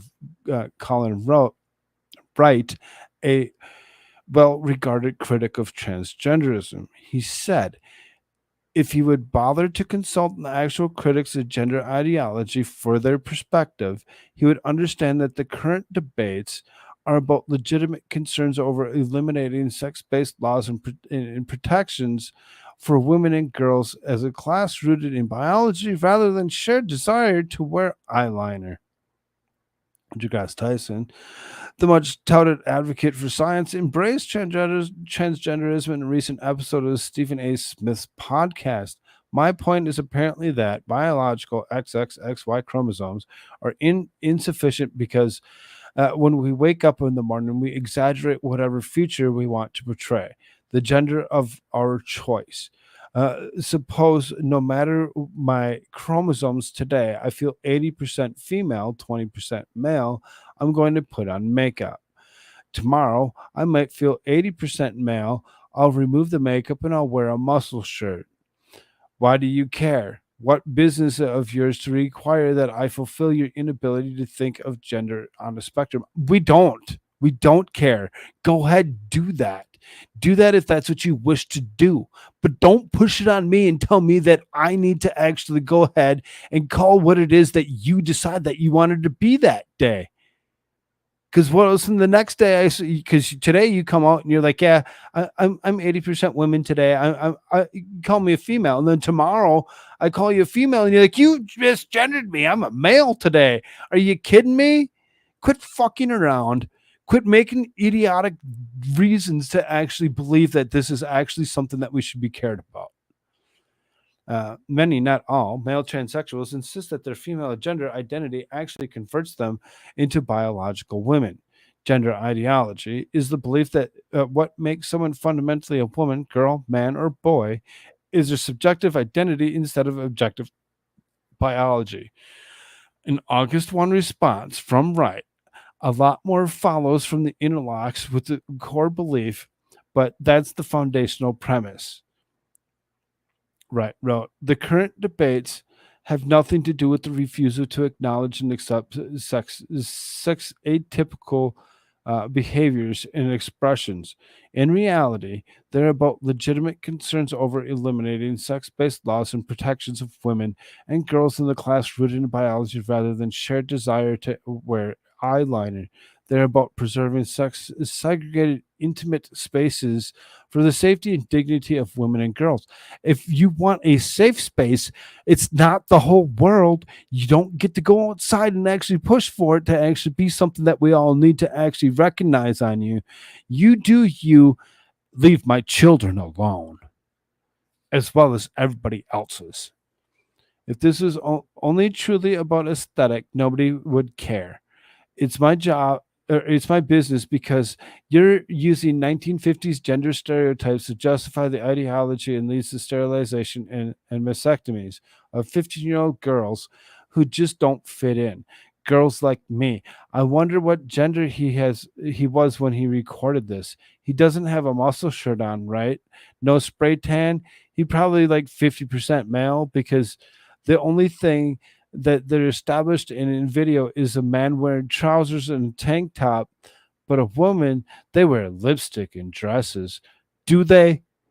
My wife doesn't wear a dress, only when she wants to, and when very very seldom does she do so. And again, does not wear makeup.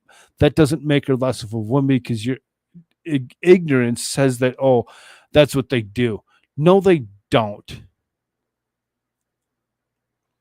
Genders applied to humans was not in use in 1950s. I mean, like we do today? No, exactly no. But when it comes down to it, you can actually look at people like Dame Edna and others that actually did actually do just that. When it comes down to it, it's ignorant to actually go ahead and actually push this on everybody else to actually beat. Because when you look at those like Dame Edna, those ones that were actually there years and years ago, that actually did do this kind of stuff, that everybody was okay with being what they want to be, just like we are with these people. We're okay with them being what they want to be. My issue is what they do to the children, why they actually push their ideology on the children over and over again, and why it's being brought to the forefront that some scientist doesn't know the difference. There may be only two sexes, but there's an infinite number of personalities. I mean, it really doesn't take a degree of astrophysics to understand that, she said. I mean, apparently, under his thoughts, it might. Richard Dawkins, a British scientist who ridiculed the suggestion that people can change their sex by adopting different words.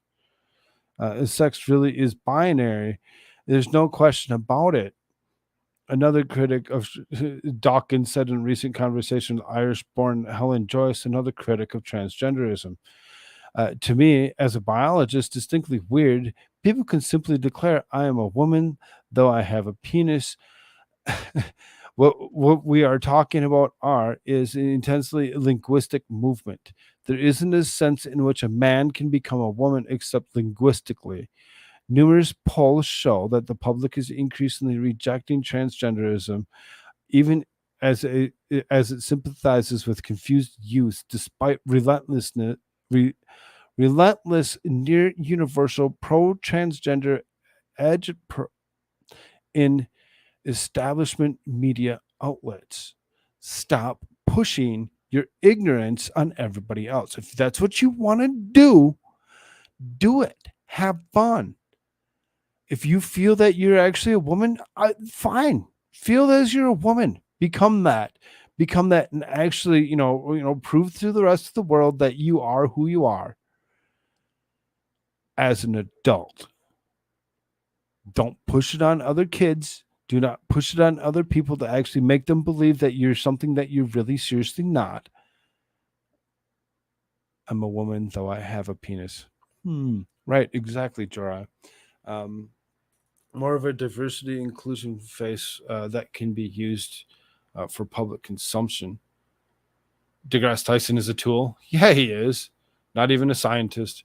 He astrophysicist apparently. But when it comes to biology, he has no clue what he actually is. So he's going to actually go ahead and push what it is that he wants to push. Dame Edna, rest in peace, Barry. Yes, exactly. Exactly. He was married 4 times to women. It's very, very odd and strange for us to actually go ahead and continue to actually push this particular ideology of just this. And now us and you got this guy that says, oh, because I'm a scientist, I should have the forefront in letting you know that if I put on makeup today, I'm a woman. Really? Really? Are you sure?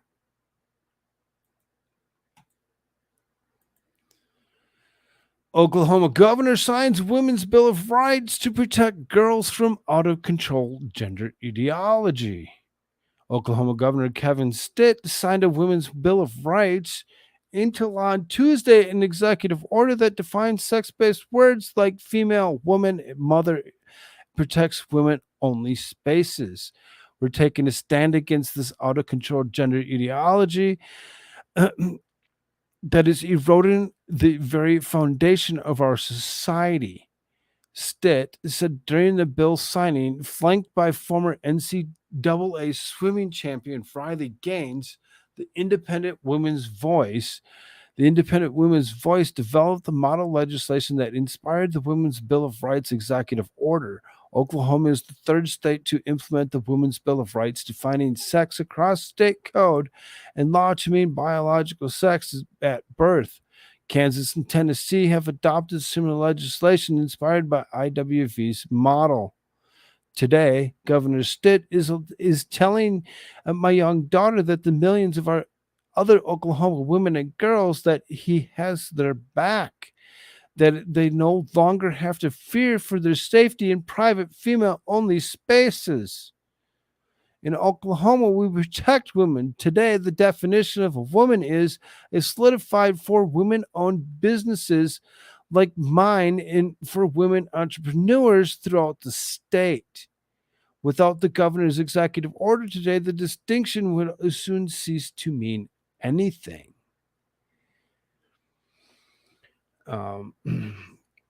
Gaines, who notably swam against Leah Thomas, a man who identifies as a woman, released a statement applauding Stitt for taking decisive action to protect the women and girls. Biological differences must be respected in the law to ensure female-only spaces have a future. It is sad that such a basic truth must be spelled out to ensure equal protection, but I applaud Governor Stitt for taking decisive action today. Establishing common language by the way of the Women's Bill of Rights is a way of saying enough is enough. Oklahoma women deserve equal opportunity, privacy, and safety, and this order will help deliver it. Thank you so much, Oklahoma, for actually seeing past the ridiculous idiocy of such a ideology that you're ready and willing to actually go ahead and put up a Bill of Rights for women to actually make it be that they're the ones that actually get their own protections from men thinking that they can go and use women's lavatories and or anything else because I feel like I'm a woman. Excuse me? In 2018, Humphreys was criticized for social media for making comments considered by some to be transphobic. The comments included referring to gender affirmation surgery as self-mutilation and transgender identity as a whole, as a fashion. How many different kinds of lavatories can you have? Jiraiya is a cult at this point? Yep. Based. What's up, Lefty? Good to see you. Glad you're here. And when it comes down to it, yeah, I love Oklahoma for what they've done with this. It's exactly what was needed to actually show proof that every state needs to actually wake up to what is actually happening in and around their state, with them actually pushing to allow. Now, if my daughter was in the bathroom and some dude come walking in dressed like this and actually scared the shit out of her, you're damn right I'm gonna be pissed. I'm gonna act. You're not gonna be like me.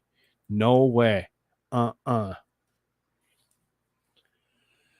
NBC News promotes New York City Pride Camp. What's up, Jack? Come on. Timers. NBC News promotes New York City Pride Camp for kids. Says it's amazing. Oh, really? Mm-hmm. On Wednesday, NBC segment anchor touted Pride Summer Camp for kids in New York that is specifically aimed at serving LGBTQ plus kids and children of people of those communities. Summer camp is a time for kids to make lifelong memories, right? And that's exactly what the New York's New Country Pride Camp says that it does, all while aiming to also be inclusive. It's amazing, the other anchor added, which we should just probably let's listen to it, huh? Should we? Let's reshare this. We'll listen to it. They have to actually say, as opposed to me reading it. Let's do that. Summer camp is a time for kids to make lifelong memories, right? And that is exactly what New York's New Country Pride Camp says that it does, all while aiming to also be inclusive. It's amazing. The camp website describes it as a welcoming community of LGBTQ plus young people and staff to create an experience where everyone is able to thrive. NBC News correspondent Stephen Romo got a firsthand look at the camp. Stephen, did it make you want to be a kid again? Yeah, wow. It brought back so many memories, guys. This camp's only in its third year right now, but parents and organizers agree it's much needed, a place where these kids can not just be tolerated, but celebrated. For many kids. Why do we need to celebrate such a ridiculous thought that kids live off of their parents' mental insecurities to actually say, oh, my daughter said he was a boy today, so I'm going to call her a boy? Really? I don't even like sharing my ensuite with men, lol, let alone some stranger. I'm with you on that one, Elizabeth OG. I don't want other guys in my own bathroom when it comes down to it. Why? Because they're dirty, ignorant, and they don't know how to clean up after themselves. I don't want to clean up after them. Why would you want to actually go and stink up a woman's room with it's just stop it. Stop it. The two shall become one.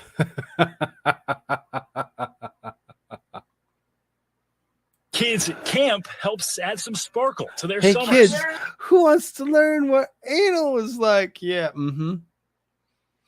If I seen this standing in front of my child ready to go to camp, yeah, goddamn right, I'm like, nope, not gonna happen.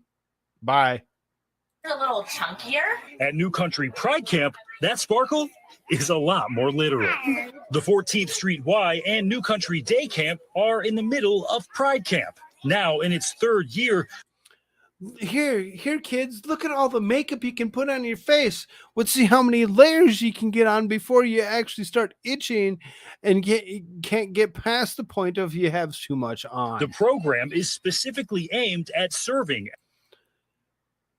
How do you think this little boy's parents actually feel to actually see that he actually made the news with lipstick on him? LGBTQ plus kids and children of people in those communities. Exactly.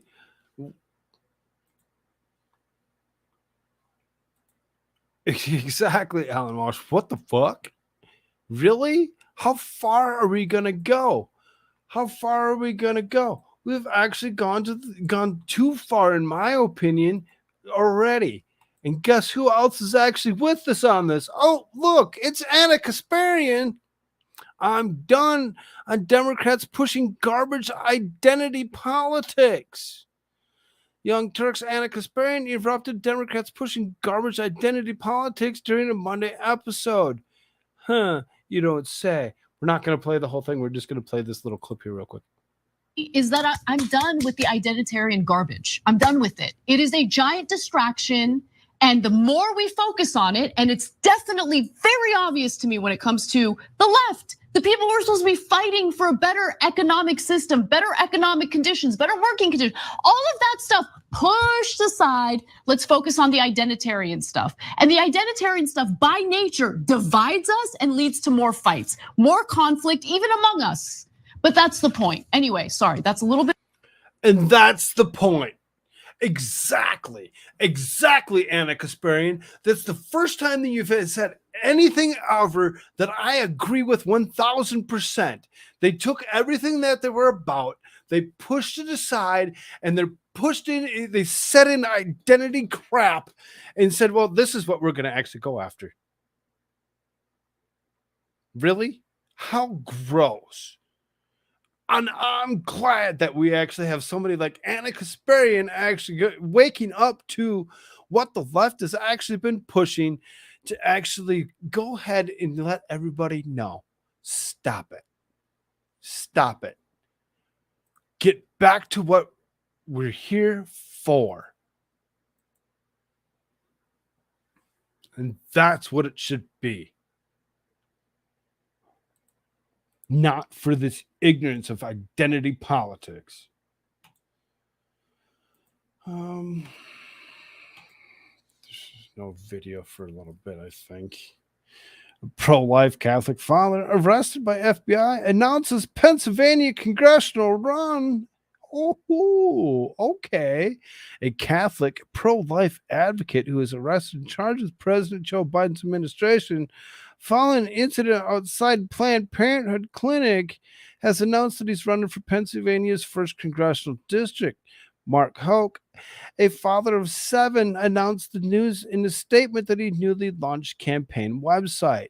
The website states that the 48-year-old, who is a resident of East Greenville of Pennsylvania, plans to restore faith, family, and freedom if he makes it into Congress.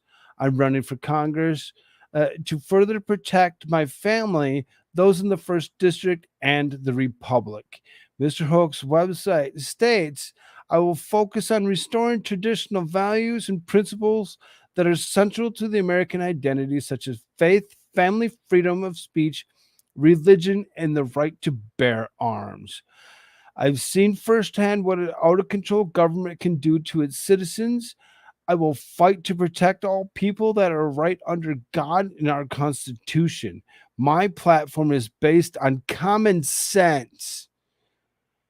Mr. Hoke was involved in altercations with volunteer clinic escort Philadelphia Planned Parenthood clinic in October 2021. According to prosecutors, Mr. Hoke twice pushed an escort because they were verbally harassing his 12-year-old son. The escort allegedly sustained injuries and required medical attention. For this guy to actually go ahead and run for Congress, go for it, brother. Go for it. Do it. Push for what is right, and let's get this ignorance out of here. Let's remove the ignorance for what it is.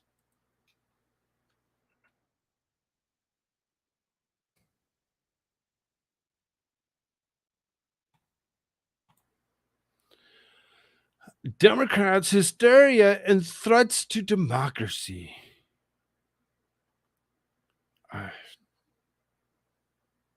I hate talking about Ilhan Omar. I'm going to actually skip this because I don't want to.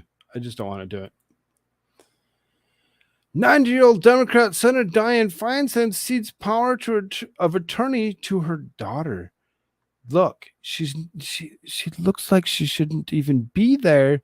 She looks like she should actually be in a casket. 90-year-old Democrat Senator Dianne Feinstein ceded power of attorney to her daughter, 66-year-old Kathleen Feinstein.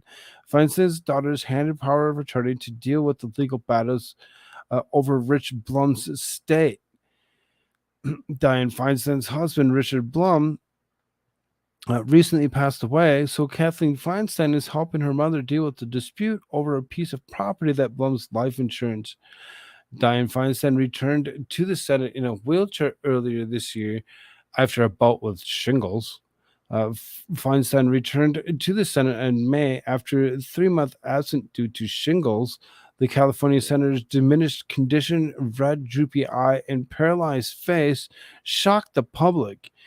Feinstein is suffering from several complications due to shingles, including facial paralysis, memory loss, vision and balance impairments, and swelling to the brain. Last week, Feinstein appeared confused as she tried to give a speech in the middle of a Senate vote. Senate Appropriations Chairwoman Patty Murray repeatedly asked Feinstein, just say aye. Instead of voting aye, Feinstein began to give a speech. I would like to support a yes vote on this. It provides $823 billion. That's an increase in $26 billion in the Department of Defense, and it funds priorities. Feinstein said just say aye. It's okay. It's okay. Just say aye. And now she's actually given the daughter actually the power of attorney to actually go ahead and do whatever it is necessary to get her property that she feels is rightfully hers. For her to finally do such a thing is awesome. But when it comes down to it,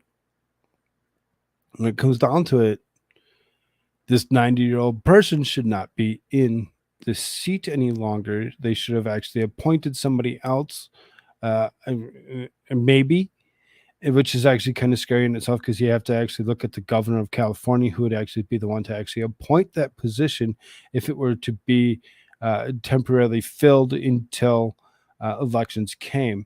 Now, if she can make it, was it August? I think it's if she can make it past this particular month, that they can't actually replace her, that they would actually just go to the point of actually waiting until election to actually occur.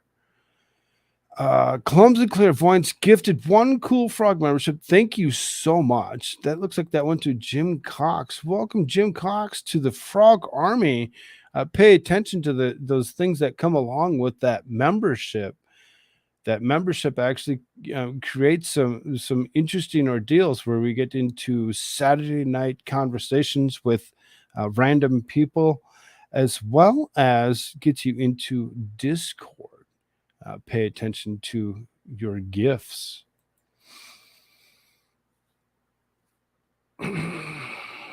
It begins. Democrats and media come after third-party candidate Cornel West for unpaid taxes.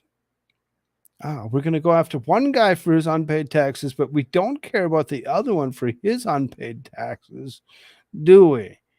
We've already seen Trump's, because they forced us to actually go look at him, and they said that he didn't pay anything or he didn't pay enough. Well, you only pay on income, not on the wealth that's actually sitting in a bank. There's a big difference. So if Trump doesn't look like he made an income for him to actually do such a thing, well, guess what? He doesn't pay. Cornel West, on the other point, we should definitely go after him because he's actually going against Democrats, and Democrats know that Cornel West could actually be that trigger point, that there's going to be a lot of socialists that would actually go ahead and vote for him over and above Biden himself, which would actually thrust Trump to the forefront. And they know that. So they're going to go after Cornel West all they possibly can to actually get him for what it is. That didn't take long. For the moment that Professor Cornel West announced that he was running for president on the third-party ticket, we have been predicting that Democrats in the media would come after West to try to force him out of the race. This week, multiple left-wing media outlets reported that Cornel West was $500,000 in unpaid taxes. Apparently, only Hunter Biden is allowed to get away with that sort of thing. Cornel West, presidential candidate Cornel West, who has spent most of his career advocating for higher taxes on the wealthy, owes the IRS more than $500,000 in unpaid taxes. Throughout his decades of public eye, who is an academic in elite institutions and a best-selling author, has blasted the concentration of wealth at the top of the U.S. society. Since announcing his run for president, first on the People's Party ticket and currently on the Green Party's. He has argued that taxes on the wealthiest Americans need to be higher, much higher. But West hasn't been putting his money where his mouth is. Literally, an investigation in the Daily Beast published Thursday found that West owes $543,778.78 in unpaid taxes. The Beast cited tax filings in Mercer County, New Jersey, where West owns a house in the town of Princeton, and in Los Angeles, where West's personal attorney is. The IRS has filed liens against West for years of 2005, 2014, 2015, 2016, and 2017, when he failed to pay anywhere from more than $62,000 to nearly $137,000 in taxes. The liens of federal claims against property or for unpaid debts are all still open. I feel like Cornel West is someone who could sit down and have a debate with. We don't agree, but he wouldn't shirk from trying to sway me. He's very, very socialist when it comes down to it. Not that I'm totally against everything that's socialist, but at the same time, a lot of the socialism that they've been pushing lately seems to be more than just socialism, but more like communism. I think that we really need to actually pay attention to the difference between the socialism and the communism. I really do. It's really something that we need to think about, and how far they're really going to actually push this ideology.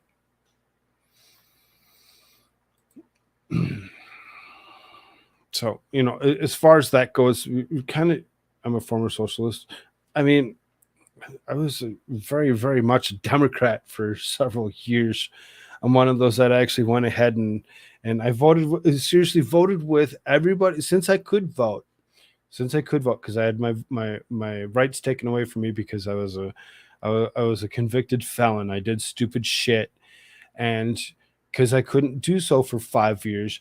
Then when I was finally given that back and I could finally vote, to get the chance to go vote for George W., to go ahead and go and vote for Clinton, to be able to vote for Obama twice, and all of that, to only get up to what would be 2016 and actually see 2015, I suppose, and actually see the likeness of Donald Trump and Hillary Clinton.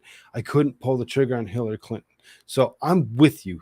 I am. I've been there. I vote because we get fined if we don't. Yes, the Australians do get fined if they don't actually do such a thing. So anybody that thinks that I'm like this hardcore Republican conservative, I'm nowhere near that. I just call it the bullshit where I see it on both sides. And that's why earlier when we had Law Notes in here, and he actually started have fun with your trash channel. You don't know me. You haven't actually been here long enough to actually know exactly what I'm about and where I'll actually go next. Why? Because I see the wrong in both sides. And when it comes down to, just because my flag says 2024 for Trump doesn't mean that I'm actually going to vote for him for 2024. I'm going to wait until election season is up and we actually hear what everybody has to say. Will I vote for Joe Biden? Absolutely not. Will I vote for Cornel West? He's too socialist for me. I don't think I will. I really don't. DeSantis? Absolutely not. Gavin Newsom? Even worse. But for whatever reason, DeSantis and Newsom feel that they're going to actually have a debate, and that's where they're going to actually go. Trying to find the best path through the storm, I understand. Yes, exactly.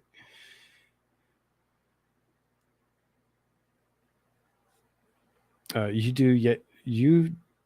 do yes, and have state so stated so several. I'm really broken sentence. Sorry, Jerry. I can't make out what you're trying to say, but yeah, I mean, you do you, and you've stated so several times. Yes, exactly. Everybody gets to have their own opinion. I'm not going to choose your opinion for you. I'm just here looking at the stuff that's in front of my face and actually calling out for what it exactly is. I don't think we need to read this thing. I really don't. I think we kind of understand that DeSantis and Newsom are going to try sitting down and actually having a debate. Hopefully it's televised or aired and we can actually see the actual debate when it actually does happen. It should be interesting to see why Newsom really wants to actually have a debate with DeSantis. Again, I still go along with that likeness of what Roger Stone said at TPUSA, Michelle Obama and Gavin Newsom. Michelle Obama being the president, Gavin Newsom buying his way into vice president.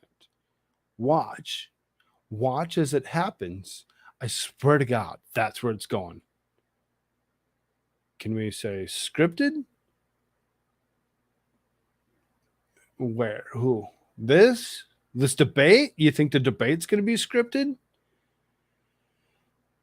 I mean, the disgusting Newsom and potential paid opposition to actually make it look like he was actually something that he really wasn't. I really don't know, but I mean, he's actually turned himself out to be a potentially good governor for what it was. I potentially.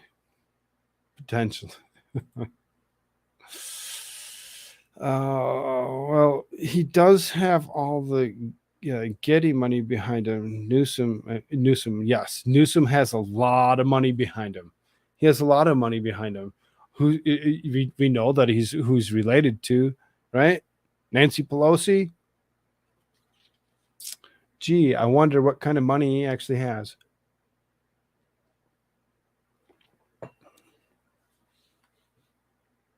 Okay, we're going to actually reshare this so we can actually hear what he actually has to say.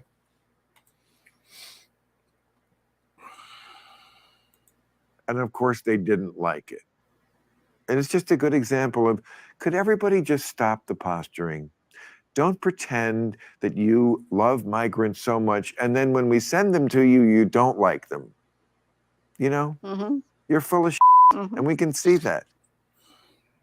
Yeah, you like them when it wasn't your problem because you're not a border state. And then when they show up in Chicago China. and New York, you're like, what the what is are we going to going do on? with these people?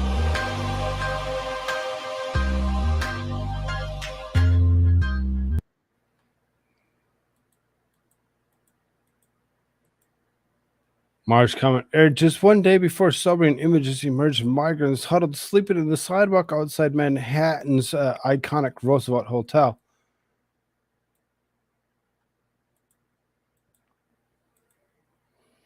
After the makeshift process center hit capacity. Huh. Really? New York City Mayor Eric Adams warned that the migrant crisis was going to come to a neighborhood near you as the city welcomed 91,000 new arrivals from the border.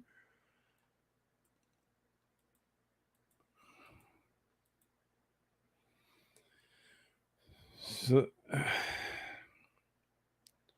obviously, we all know exactly how people really do feel when it comes to this particular issue. Democrats are all for having that border wide open. Everybody come on in. It doesn't matter. In droves, let's go. We'll give you all a phone and an ID and a place to go. You need to make it work for yourself. And when you can't make it work and you're living out in the streets, You're living on the streets. You know, I mean, and you look at it. It's the beginning of August, right? So, you know, hottest temperatures have pretty much somewhat passed. You may have another, you know, full month and a half of some fairly warm temperatures. And then all of a sudden, September, October, November, it's getting cold. It could potentially get you really cold. Yeah, I know, you know, global warming potentially could actually keep it a little bit warmer than what we're used to. It could.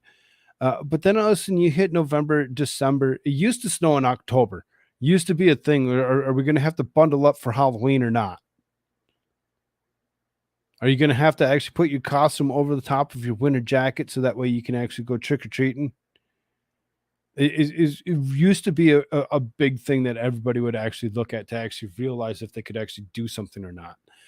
I'm in Arizona. Most of the heat deaths are fentanyl related. Not fun. Not fun. That's horrible, Dry. That's horrible. If you haven't done so already, please hit that like button.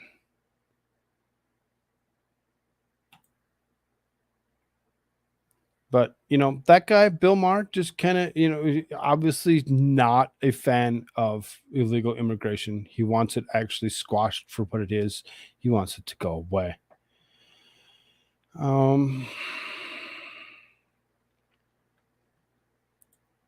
Yeah, we can do this. Where are we at? 2.5 hours? It's not too bad. Not too bad. We got a couple hours to go, right? Everybody still good? Leah Remini sues Church of Scientology in California over psychological torture. Famous actress Leah Remini filed a lawsuit against the Church of Scientology and its leader David Miscavige in California Superior Court on August 2nd, alleging harassment, defamation, and other unlawful conduct. Remini was part of the church from 1979 to 2013. She alleged the organization subjected her to mob-style operations and attack while she was a member, according to Variety.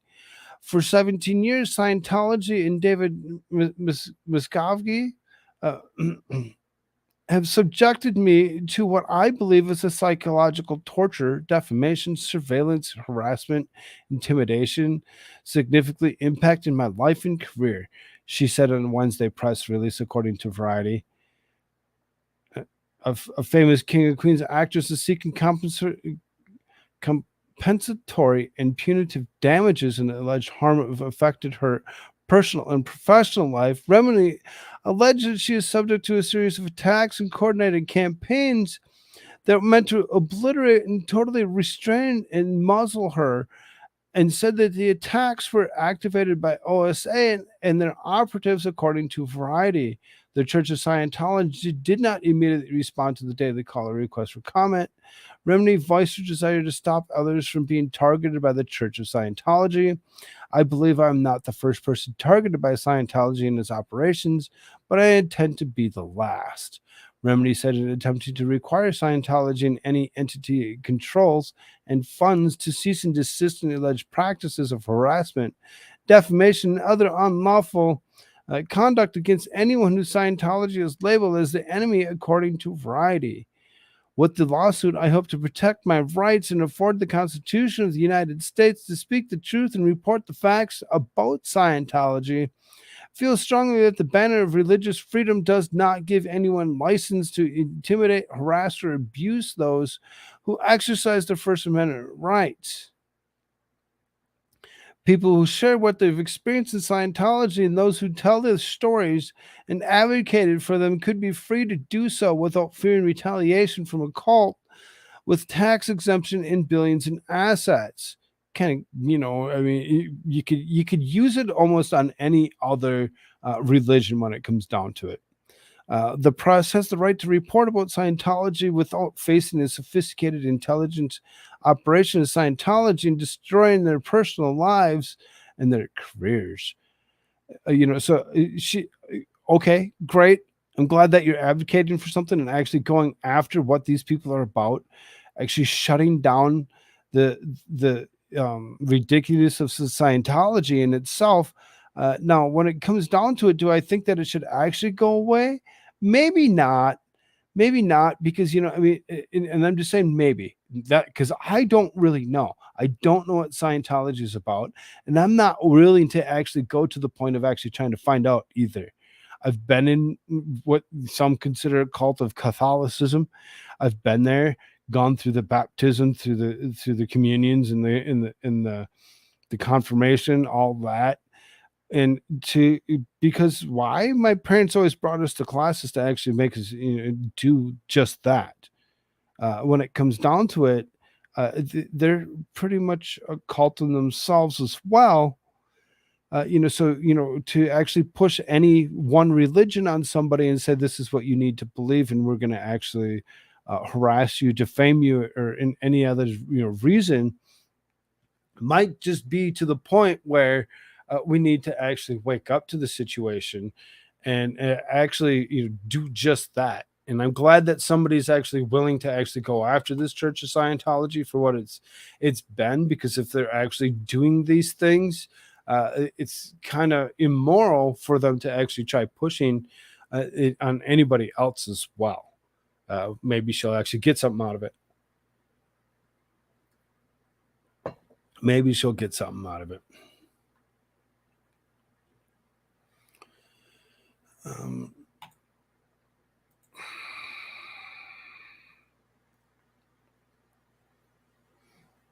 Kind of interesting stuff that we're actually looking at these days. Massive cyber attack shuts down hospital computer system in several states. Emergency rooms forced to close and ambulances have been diverted. Oh, hold on before I actually get through this. Scientology is about an alien who crashed into a volcano 40 million years ago or something. Somehow the dynamics guy discovered Xenu. He quackified as they are. One proceeds to say their beliefs are goofy. Then you can start dismantling the others, but the elites may want to do that. L. Ron Hubbard. Interesting. Like I said, I don't really know that much about it. I just know that it's kind of interesting that she's actually going after such a movement, and maybe it's for the best. Maybe it's for the best, because I mean she was always well known for actually being the Dianetics guy. Sure.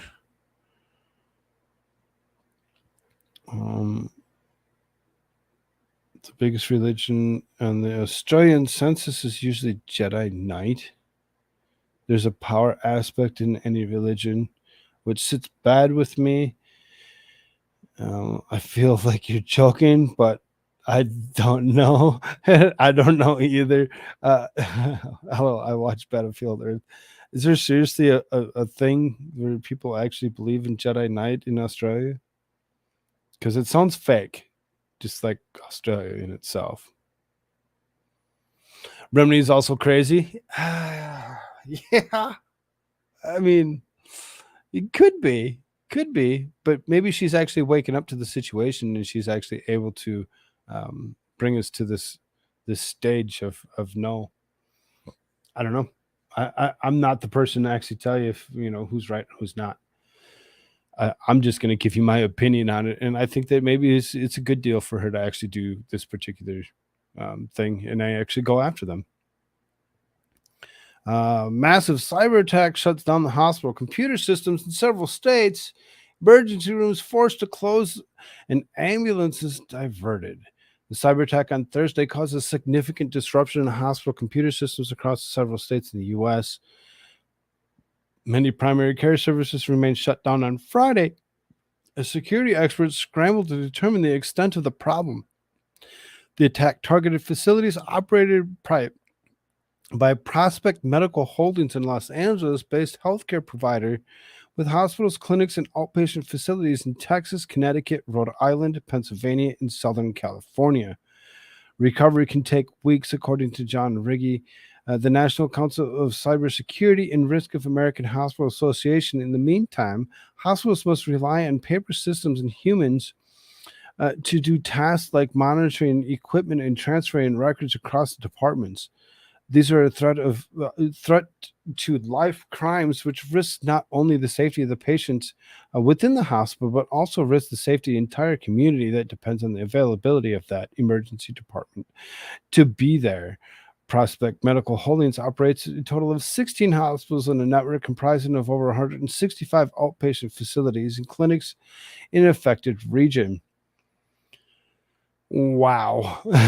California hospitals, Bellflower, Foothill, Los Angeles Community, Norfolk Community, Southern California Hospital in Culver City, at Hollywood, and then the Van Nuys Behavioral Health Hospital. Three different ones in Connecticut, Pennsylvania, Rhode Island has one. In the statement, Prospect Medical Holdings acknowledged the issue, saying Prospect Medical Holdings recently experienced a data security incident that was disrupted every Prospect Medical Holding hospital in the country. Upon learning of this, we took our systems offline to protect them and launched an investigation to help third-party cybersecurity specialists. While our investigation continues, we are focused on addressing and pressing needs in our outpatient as we work diligently to return the normal operations as quickly as possible. We understand the frustration this incident has caused. We ask your patience as we continue to work with our teams. Very dangerous to actually think that they actually got to the point, cybersecurity actually got to the point of actually being able to shut down this many hospitals around across the United States. It's really seriously kind of disturbing, as if people actually needed the service and the service wasn't there. Who actually did attack them, and why? What's the point of actually doing such a thing to actually shut down service to hospitals and ambulances to people that have having issues?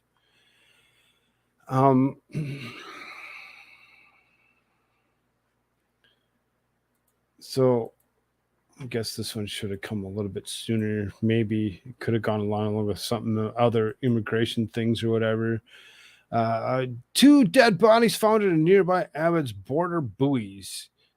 So I mean, people still attempting to actually cross through this area when it comes down to it. Since authorities discovered 2 dead bodies near the floating buoy border, erected by Republican Texas Governor Greg Abbott. Texas DPS received a report of a suspected drowning victim floating upstream of buoys. There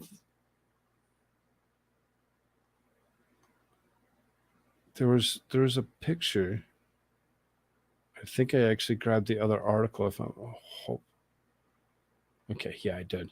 There was a picture that they actually took a picture of the deceased actually laying in the water as they had pulled them out. And you could actually see that they had actually, they were bloated, they had drowned, trying to actually get through this particular barrier. Now, this floating barrier that's there, when you actually look at it, is these buoys that are attached with these curtains that are underneath that actually keep people from being able to even dive underneath it. And if they actually tried to dive underneath it to try getting over to the other side, and didn't realize that was underneath there and got stuck in it, and then all of a sudden they're trapped in the net. They're going to be stuck in the water, and they're not going to be able to get away. I really seriously, stop trying to come here. Stop trying to come here. We don't want your kind here. Just kidding. You come here if you're going to do it legally. If you're going to do it legally and you're not a criminal, fine, come here. But if you actually see this barrier sitting in the water, what would make you think that you should actually go ahead and attempt to do anything? So it's already claimed to that they know for sure. Let's hope that there's no more that are actually trapped or will get trapped. Should Greg Abbott be held for charges dealing with these particulars? No, I don't believe so. I believe that he actually put these out there on purpose, and he actually has a reason for actually doing such a thing. That's just my opinion on it. Okay, we're really going to get into a lot more news. a lot more news when it comes down to it. So then, actually, let's do this one, and then we'll move into the next.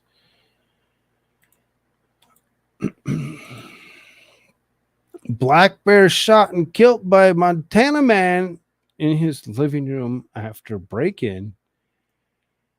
Billings, Montana. A Montana couple got a late night wake-up call from a barking dog, alerting them that a black bear had broken into their living room before the man shot and killed the animal with a handgun.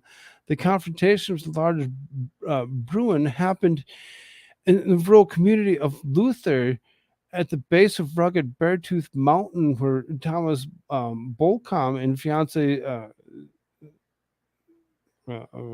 potentially Celie Oblander live with the two dogs. After staying up late the night before, the couple was scheduled to fly that morning to Arizona for their bachelorette parties. They awakened about 3 a.m. to their dog Maisie barking furiously upstairs from the house's main floor. Welcome 27, a commercial painter and elk hunter, went to investigate and tried to coax the lab pit bull mix downstairs with it turned around. And there's this black bear standing in the living room 5 feet away, wearing only a t-shirt and underwear. Balcom ran back downstairs, got his handgun, and returned to the living room where he shot the bear. It ran into another room, so he shot the bear several more times. The animal had broken in through a screened window. This guy said it had, or the lady said it had no other way out and was between Balcom and the door. I never thought there would be a bear in our house, so that is quite a wake-up call at 3 in the morning. I just stayed downstairs with the dogs, trying to help keep them out of the way and let Tom handle it. He did a great job. The couple and Balcom's brother dragged the bear outside, then called their fathers, who came to the house to meet with the game warden so the others could catch the morning flight. The warden told them the bear was about 10 years old, 250 to 300 pounds, who returned to the house Friday to remove bloodstained carpet. At least nobody got hurt. It's just too sad because it was a beautiful bear. The warden determined that the shooting was justified in self-defense. Black bears frequent the area in recent weeks. One had a prowling in the neighborhood, getting food in unsecured garbage cans and other sources, Webb said, although the house that was broken into did not have unsecured food or garbage. The bear likely became habituated to associate humans with food, creating a dangerous situation for local residents and the animal. This is pretty abnormal behavior to have a bear entering a home. This large male black bear ended up dying because of improperly stored attractants in the community. Bears became more active in the spring and summer recent weeks. They've been spotted in the Southern California jacuzzi, a backyard in Maine, and in an Idaho man's garage. Last month, near West Yellowstone, Montana, a grizzly bear killed a 48-year-old Kansas woman while she was running or hiking on a trail west of Yellowstone National Park. Okay.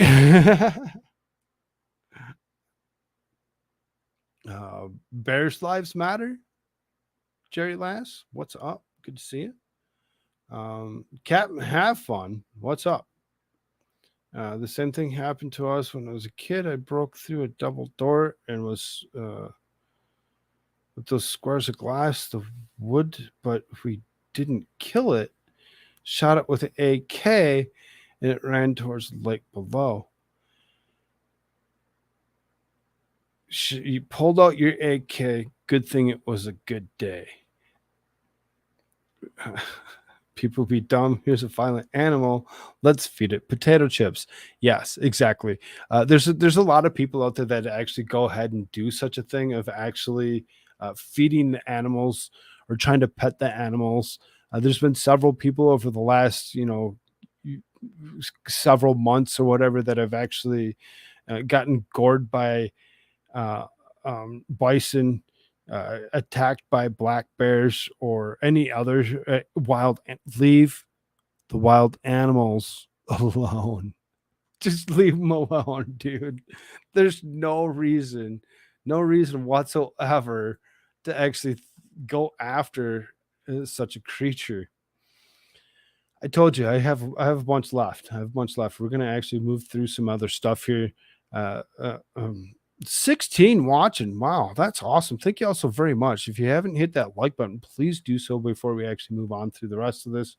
There's some disturbing news ahead. Those that are faint don't like certain types of events. Be aware. There's a lot of you that have actually been watching me recently that actually know.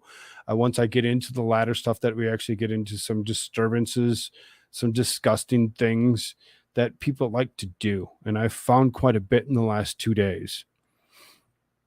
Be very careful. Chicago Mayor Brandon Johnson defends teen looters from mob action allegations. Chicago Mayor Brandon Johnson on Wednesday defended teenagers that looted a 7-Eleven convenience store. Really? You're going to defend them for doing such a thing? Johnson took issue with the reporter and accused the alleged teens perpetrators participated in mob action. The mayor policed the reporter's language, claiming that the phrase dehumanized the teenage suspects. No, that's not appropriate. I'm not talking about mob action. And I didn't say that. It's important that we speak to these dynamics in an appropriate way. This is not to obfuscate from the actual taking place. We have to be very careful when we use language to describe certain behavior. There's history in the city. I mean, to refer to children as like baby Al Capones is not appropriate. Social media users skewered Johnson over his remarks. When asked about the swarm of teens downtown, Mayor Johnson replied, "Do not call these young people bees or wasps." Useless person, said another Twitter user. Got it, referring to the mobs of looting criminals as a mob is the problem. Thanks, Mayor. The swarm of teens stormed through a 7-Eleven located in Chicago's trendy South Loop neighborhood July 31st. The footage, which was been viewed by about 230,000 times on Twitter, shows the teens rampaging through the stores, knocking over displays and running out of stolen merchandise. Chicago police subsequently arrested 40 of the alleged participants.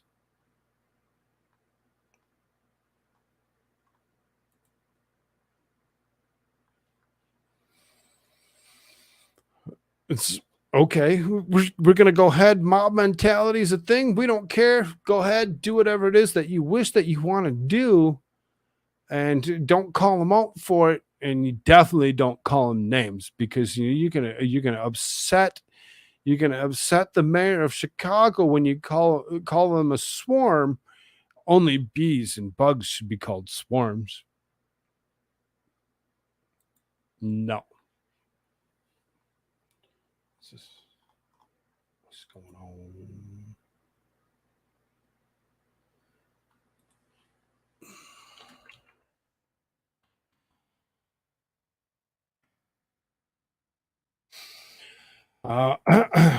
So, riot breaks out in New York City. Hundreds of crazed youths to fight each other and harass drivers before social media starts PlayStation giveaway. New York, welcome to another day of hell in the Big Apple. The New York Post exclusive reported that a massive riot broke out on Friday afternoon, a swarm, after right before a social media influencer planned giveaway at Union Square Park. A Twitch gamer named Kai Sennett scheduled a meetup at 3:30 p.m. on TikTok and was planned to give away PS5s, computers, microphones, and other gaming items. Another gamer named Phantom was also supposed to participate in the giveaway. But within just a half hour, the crowd is nearly 1,000 teens breaks down into chaos, with attendees tossing cones and brawling. Look at them fight. Other videos online show the youth screaming and climbing on vehicles, harassing innocent drivers. Police resources describe the full riot. NYPD's riot squad was called. We can actually click on a couple of these links. You can see how large this crowd really was. An awful lot of people.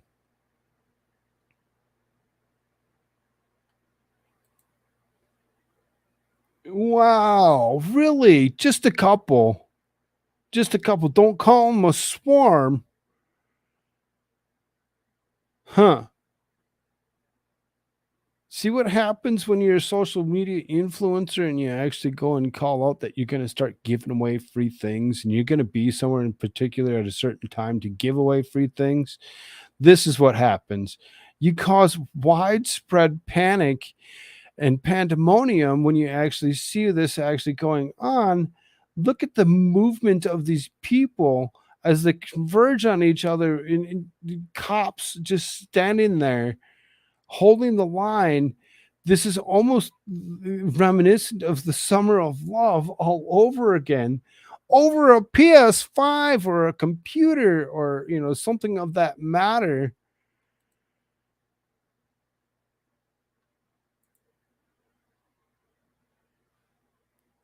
Okay, so that one shows the same.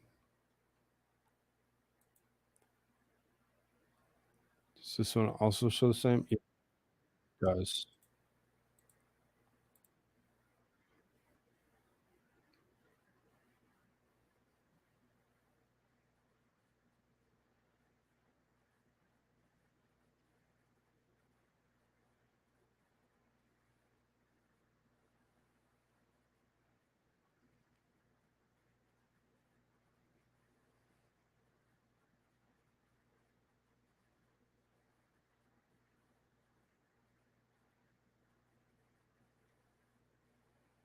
Clinging. Yes, nice use of words. Glad that you could actually go ahead and call it out for what it is. But yes, very dangerous to actually think that this is actually something that happened.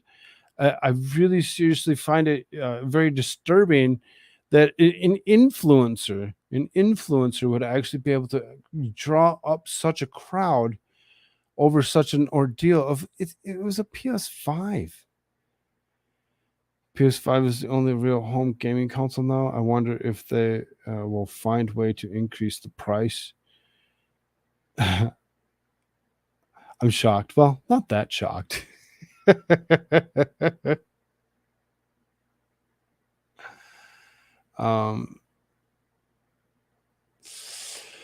Romo just played, and now the idiot causes a riot. His fan base is a bunch of loser thugs, though it is amusing to watch communist-run cities burn. There were to be more than one giveaway, and Kai is an idiot. I don't know him personally, but yeah, it seems that way, doesn't it?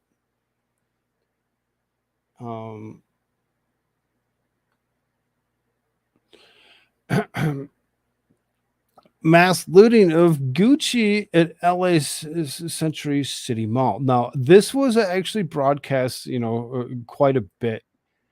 I know you can't hear anything, but there's an awful lot of people that did catch this in particular. These guys actually looting this Gucci and actually running down this hallway from the Gucci through the Bloomingdale's door and down the hallway to try getting away after looting yet another store. Over and over again, people think it's okay to continuously do whatever it is that they want. 14-year-old boy charged with robbing 11 people at gunpoint in the span of 45 minutes.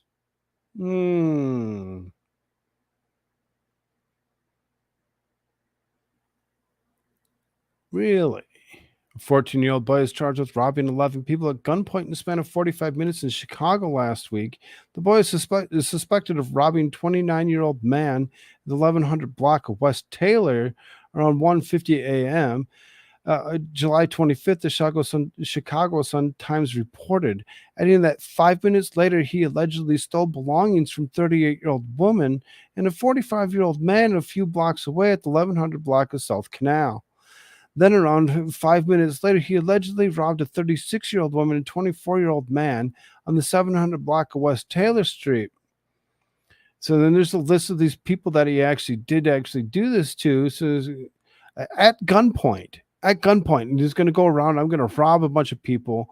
It's a kid, a 14-year-old kid. Who actually propagandized this kid to actually say it's okay for you to actually go around and cause this trouble?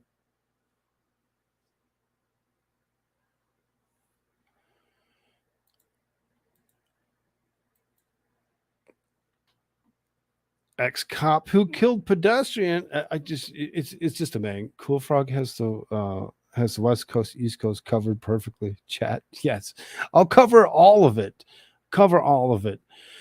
Ex-cop who killed pedestrian took body home to parents, then brought it back to crash scene again, learns his fate. The 26-year-old former New Jersey police officer who will spend several years behind bars after admitting to drunkenly hitting a pedestrian with his car, leaving the scene, coming back to claim the victim's dead body, driving home with the remains in his vehicle, then returning the second time to put the body back. Superior Court Judge Ronald Wigler. Really? You're an officer of the law. Are you kidding me? You didn't know that this would actually put you in jail, that this was wrong for you to actually do? Superior Court Judge Ronald Wigler on Wednesday sentenced Luis Santiago to serve 5 years in the state correctional facility in 2021, slaying a 29-year-old nurse, Damian Dimka, authorities confirmed to Law and Crime. Santiago reached a deal with the prosecutors to plead guilty to the one count of each of reckless vehicular homicide, desecrating human remains, and official misconduct. In exchange, prosecutors dropped remaining 13 counts he was facing. Wigler sentenced Santiago to 5 years in prison for each count, with the sentence to be served concurrently. Santiago also pleaded guilty to driving under the influence, for which he received a sentence of 30 days. In addition to his time in prison, Santiago will have to serve 3 years of post-release supervision. Santiago's father, who's named Luis Santiago, pleaded guilty to obstructing administration of law and was sentenced to 2 years probation. The former Newark Police Department lieutenant lied to investigators about what happened on that night of the fatal accident. Santiago's mother was initially charged for allegedly helping her son after he brought Dimka's body to the house, but the grand jury declined to indict her, and charges against the were subsequently dropped. Before being formally sentenced, the emotional Santiago addressed the court and apologized for the pain of the actions caused to Dimka's family and friends. I know nothing I say will ease the suffering, but I'm truly sorry. I didn't mean this. Yeah, you did. You did what you did because you thought you were doing okay with whatever it was that you were doing. You committed a crime, and you were a police officer. You're somebody that everybody was supposed to look up to. You should not only get that light of a charge, these other 13 counts should be reinstated, and you should be brought up on even more charges and sat for the rest of your life and maybe treated like this other person was. Yes, Newark is New Jersey. Yes.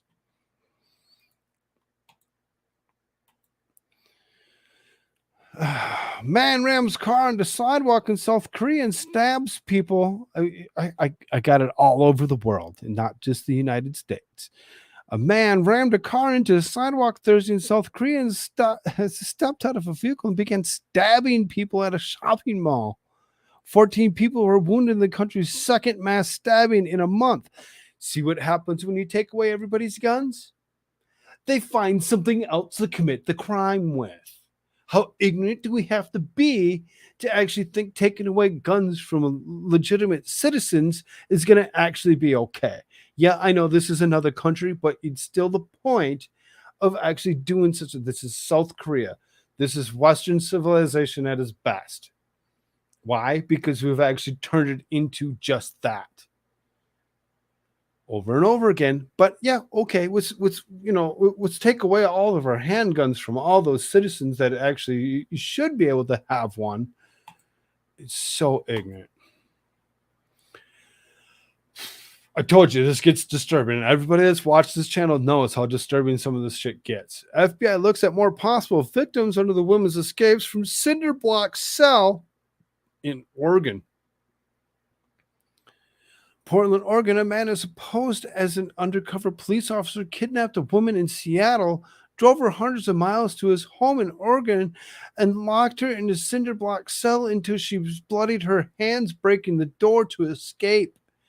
Nagasi Zuburi, 29, faces federal charges that include interstate kidnapping, and authorities that they are looking for an additional victims after linking him to violent sexual assaults of at least 4 more states. This woman was kidnapped, chained, assaulted, and locked in a cinder block cell. Police say that she beat on the door with her hands until they were bloody in order to break free. Her quick thinking and will to survive may have saved her other women from a similar nightmare. After the woman escaped from the home of Klamath Falls, Mr. Zuburi fled to southern Oregon City, roughly 22,000 people, but was arrested by state police in Reno, Nevada the next afternoon. Court records don't list an attorney who might speak under Mr. Zuburi's behalf. He hasn't been assigned to a public defender in Oregon yet, as he's still being transferred from Nevada, which can take several weeks. The grand jury in Portland on Wednesday returned an indictment charges Zuburi with interstate kidnapping and transporting individuals across state lines and engaging in criminal sexual activity. He could face up to life in prison if convicted. Yes, good. Life in prison. Do it. Take him away. Remove him. Make it a thing. Ohio police opened fire on hostage takers in stolen semi-truck. It just gets weirder and weirder. What in the world? Oh, damn, I used to live near there in Portland. See how scary that can be? How close to home any of this can actually be? Ohio police officer opened fire on a couple of fled from police, hijacked a semi-truck, took the driver of the truck hostage, and led officers on a high-speed chase.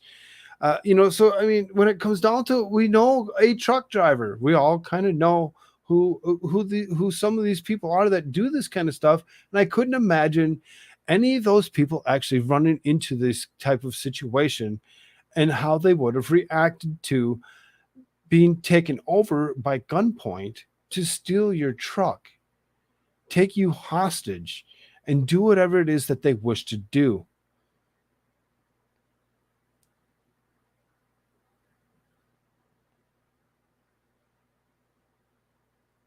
I didn't see that one. Thank you, Vicky. I'll take a look at that one in a second. This one in particular was kind of a scary situation. As obviously the cops opened fire on a hostage taken kidnapped. So it's like good thing that this guy, the truck driver, is, in my assumption, actually listened to what was actually happening, and did what he was told to make it look like he wasn't the one that was actually the criminal in the situation, to actually be able to get away from what was actually happening. Bubble Grit, what's up? Good to see you. Says we need alien overlords. Maybe. Guns are like women. They're loud, scary, and will destroy you if you get in their way, especially if you have hair trigger. That's funny. That's funny. That's good. I love it.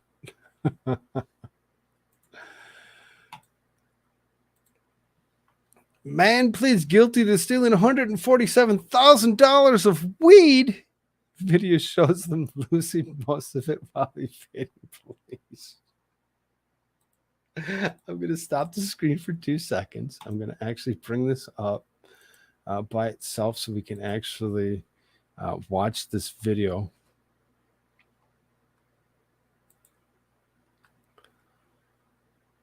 Michigan State Police early morning of March 15, 2023 pursue a stolen pickup truck with allegedly been used to burglary in Smoke Society, a marijuana store in Bay County's Bangor Township.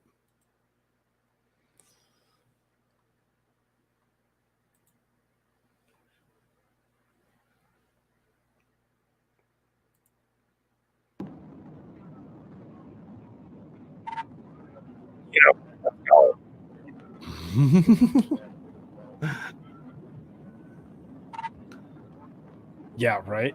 Fuck. You need to actually just do you see that? They just distributed a bunch of it. They're like toss, start throwing it all, throw it all.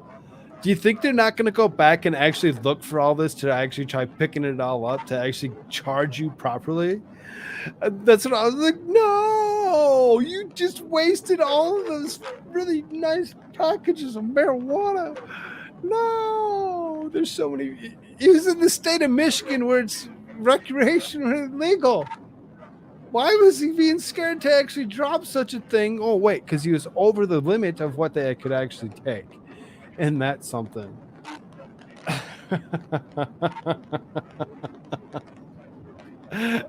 Isn't that something? I don't think we need to actually watch the rest of it. I think they take their time. They finally, try doing pit maneuvers. They try actually stopping them, and they do get to the point of, obviously stopping them from doing whatever it is that they're doing. But oh my Lord, to start throwing all that, they're still going to charge you with it no matter what, regardless if you threw it or not. I think throwing it would actually get you more of a charge. In my opinion, I don't really know if that's actually true or not, but I would almost think that that would actually be a thing. So let's see here. What is this? Great Falls.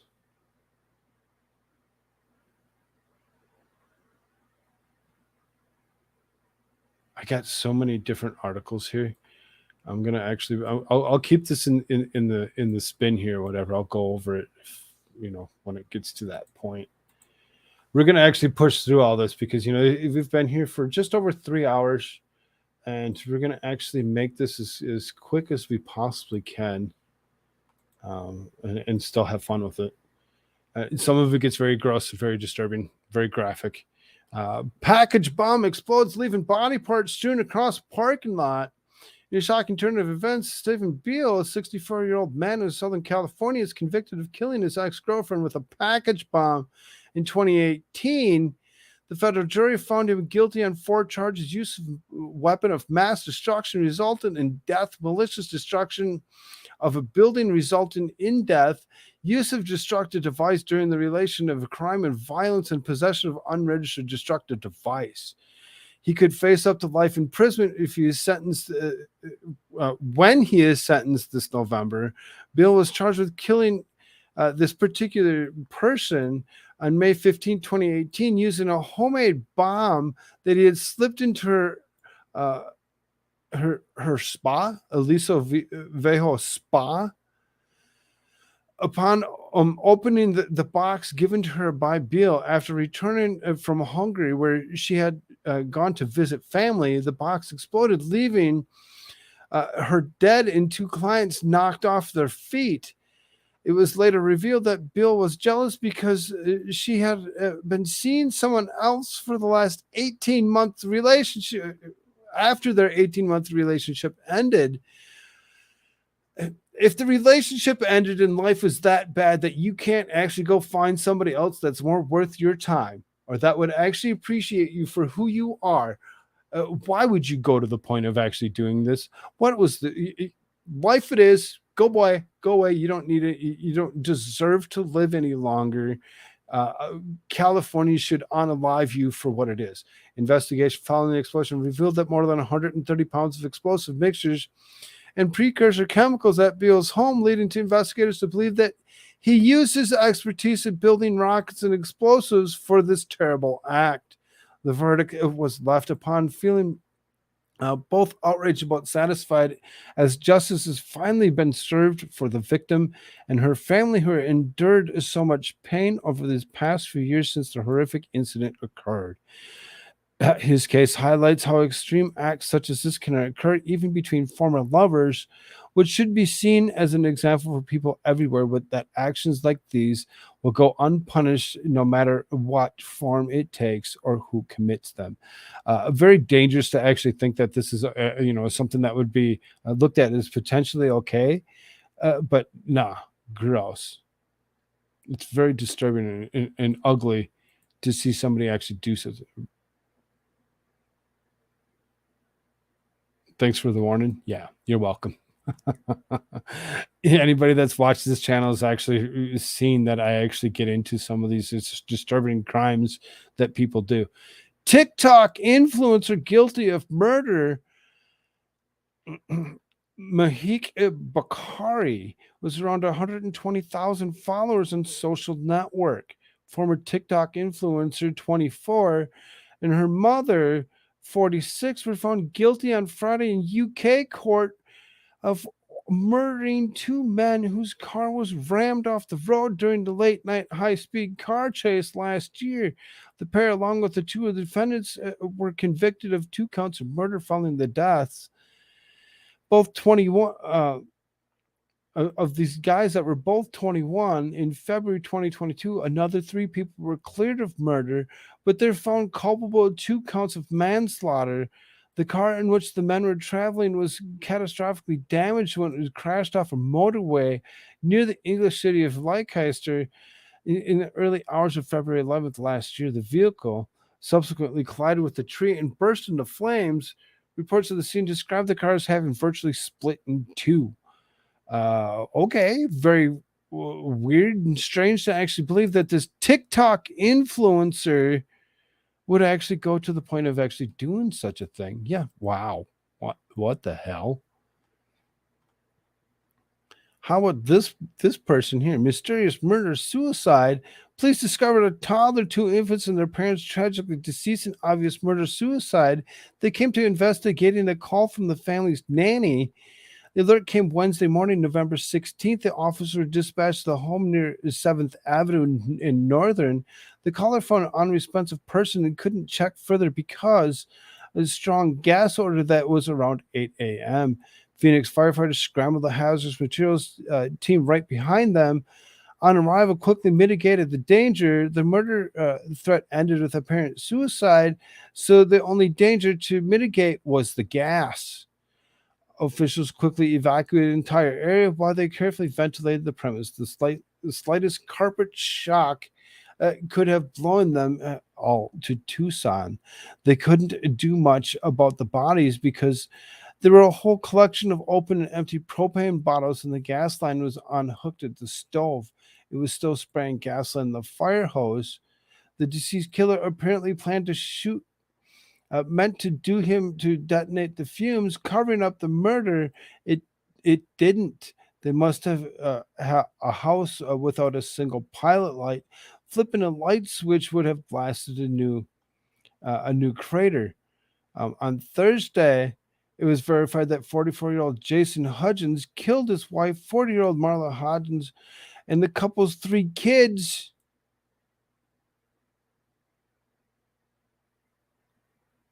Murder-suicide. Okay. Really? They actually finally come to, from November, they finally, on Thursday, come up with this what actually happened. Nobody expected a murder. Friends of Marla Hutchins note that her and Jason's marriage was unhappy and she wanted it to end, but they never thought it would lead to violence, let alone claim the lives of their children. Poor children. Poor children when it comes down to it. Very sad to believe that somebody would actually get to the point of being so depressed that they must actually go to the point of actually doing such a thing. Super depressed. I'm not trying to depress you. Like I gave everybody a fair warning that this is going to get disturbing. It's not my intent to actually disturb you or just depress you. If you need help or assistance and need somebody to talk to, we're willing to actually do such a thing. Hit me up at Koolfrogg on Twitter or through Koolfrogg at gmail.com. And we'll actually give you a link to actually come talk to us and actually work through your issues if you need some assistance. A woman arrested while attempting to flee to Mexico in connection to the dead newborn girl found in gas station toilet. One who's been arrested in connection to newborn baby girl. How many different people are going to continuously do horribly disturbing things to different people, children? Guadalupe Lopez, 25, currently stands accused of one felony count of tampering with evidence. Human corpse, according to the additional charges, may be maybe in the offing. The defendant was arrested on Tuesday at a bus station in Brownsville, largest city in the U.S. portion of the lower Rio Grande Valley, according to a press release issued to U.S. Customs and Border Protection, whose agents made the arrest. Federal authorities described Zavella Lopez as a Mexican national and migrant who overstayed her visa and successfully taken into custody. However, homicide charges have not been filed in Houston as of this writing. She needs to be charged properly and taken care of. Yes, very weird times, is it not? Every single case is just disgusting. We went through this guy the other day when he actually did to this young lady, with what the governor was trying to actually stop from actually occurring. He was actually trying to stop this mental incompetent person from being executed.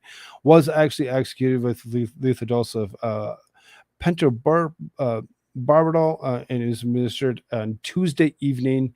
Thank God this world doesn't have to live with yet another disturbing human being. She had graped him hundreds of times. Now she's been discovered deceased. A woman accused of graping a minor boy hundreds of times over the span of 5 years been discovered dead in an Oregon jail after hanging herself.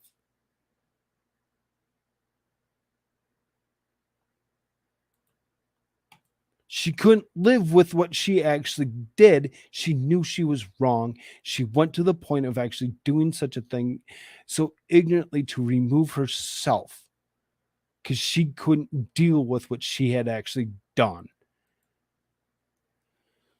70 illegal aliens among 19 arrested for child crimes in Florida County. Oh, just a couple of illegals. Not a big deal. Among 19 men arrested for allegedly committing these crimes in the Bay County, Florida. Really? Really? We going to not pay attention to any of this? Do we not care anymore? Jack, go away. It has if everyone was given a shot that uncovered their true personalities and hidden ailments. Weird. Former Seattle middle school teacher arrested for graping after pleading guilty to said crimes. Oh, yeah. Okay. That guy. Sure. Former Seattle middle school special education teacher has been arrested for grape and pled guilty to previous sex crimes. He allegedly texted the victim that he went to Seattle to get a young. Really? Darren Hunter, 52, was arrested in his home on July 30th by Saline County sheriffs, according to the news release.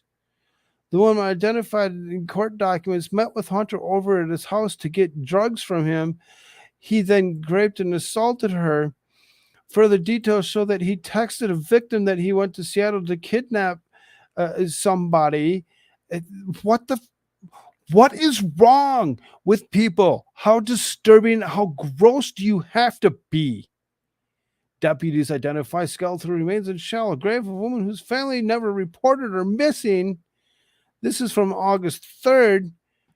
After more than 16 years, deputies put a name to skeletal remains found in Sarasota, Florida, and yet the answer leads another question. Why didn't the family of Gina Lynn Burris, a 39-year-old wife and mother, report her missing? I wonder why. She was found in a shallow grave. gee, I wonder who did what. For several years, turned up on February 6th of 2007, buried in a shallow grave. Investigators in the circumstances surrounding the death remained cold until November of 2022. What the fucking hell? Gross.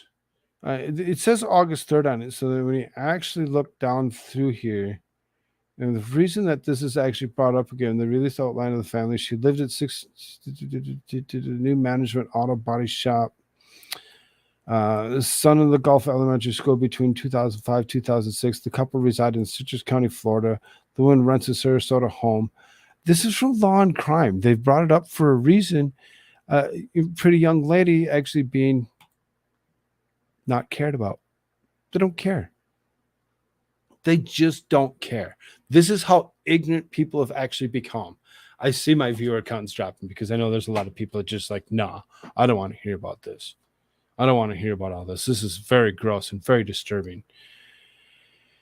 This guy, hopefully he actually goes away for the rest of his life for doing such a thing and actually cutting someone up with a chainsaw and stuffing them in 3 suitcases.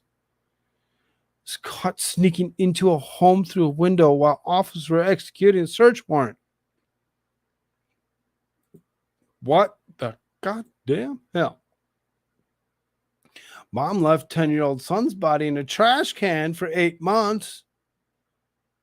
How mentally unstable is everybody? 1-year-old baby girl, after being left in a car for 8 hours in summer heat. Really? How ignorant can everybody be? Where are we going? What's going to go? What's going to happen next? 14 months old, doesn't know. He deserved it. Man stabs victim through the head with a flagpole. What the hell? With an American flag still attached to the pole, 54-year-old Oklahoman is arrested this week and faces up to life in prison for allegedly stabbing another man through the head with a flagpole. You know, we're going to hear about a lot of these things with these lawyers that we all like to follow and pay attention to. These cases are going to come up. We're going to hear about them over and over again. What the heck? Really? How just mentally disturbed is everybody? Mom gets life for killing toddler who died with bruising all over his body. 29-year-old mother in Texas suspended the remainder of her days behind bars after admitting to brutally killing her young 2-year-old son, beat him to death in horrific fashion. So sad. So sad to actually see how far people have actually gone. I just whooped her. Man allegedly stabbed and killed his girlfriend and her puppy, then bragged while cleaning up the blood. Texas man. It's exactly. Holy shit. Are you kidding me right now? Over and over again, people of ignorance. Some individuals took photos and video. 5 people have been arrested in connection to the fatal shooting of a child left in the street for nearly 2 hours before police were called. 5 people have been arrested in connection to the callous series of events that happened the moments after a child was shot dead in the street in Texas earlier this summer. Hours before somebody called the cops? You're just going to go and leave it just sit there? How can they do this to their children? Do any of that? There are people out there that wish they had children that can't have. 1 dies, 8 others injured in a tour bus rollover in Grand Canyon West. Not really, the same as the rest, but, at the same time, kind of an interesting ordeal to actually see that the Grand Canyon West and the Skywalk attraction helicopter tours was back in business Wednesday as 1 person was killed and 8 others were hospitalized after a tour bus rollover in northern Arizona. It's okay. I mean, it could have been put in a different spot as opposed to being, after all of that. On a lighter note, and that's why that was it was to bring us into a much lighter note. Father Johns, after saving his 3 children, still sad, but he was trying to be a hero, and he saved these kids' lives as opposed to actually just allowing them to actually succumb to such a deal. Man John Wednesday after rescuing 3 children in Millstone River, central New Jersey. According to CBS News, the 42-year-old father followed his 8, 11, and 13-year-old children into the water after noticing they were in danger. The victim went into the water to help, pulled his children to the shallow water, but struggled to maintain his balance. Emergency responders arrived shortly after the bystander called 911. The father called. It could not be found. The authorities eventually recovered his body from the river. Following a thorough search by divers, the children were treated at the scene and did not require further medical attention. The tragic incident comes in the wake of several recent drownings, including a man who drowned in Lake Michigan on July 4th. Oftentimes, would-be rescuers also become drowning victims as well. Hero in himself, actually going to the point of actually trying to save these children, does that. For him to succumb to what he actually was witnessing happen to actually save them, to only lose his own life, is very sad. Very, very disturbing. Robber thought he would knock over a gas station. An armed citizen disagreed. This would be a robber had no idea that bringing a knife to a gunfight. Unfortunately for him, he was about to learn the hard way. The armed citizen in Michigan saved lives during an attempted robbery while he was inside a local gas station. Here's how it went down. A robbery suspect was gunned down at a customer at a gas station in Cassopolis. Police said that the suspect attempted to rob the gas station, but the robbery was stopped when the customer shot him. He was taken to the hospital in South Bend and remains in stable condition. According to police, the customer has a valid concealed pistol license. WSBT spoke to gas station owner Vinny Bobby, who said the customer saw the attempted robbery the moments later and shot the suspect when he pulled a knife on the store clerk. So as far as that goes, another hero in itself. Reasons why we shouldn't take away guns from citizens. Stop removing citizens' guns. Is stop putting red tape laws on everything. Stop trying to say that we need to take away guns, because this is what happens: is we actually get to go ahead and do such a thing.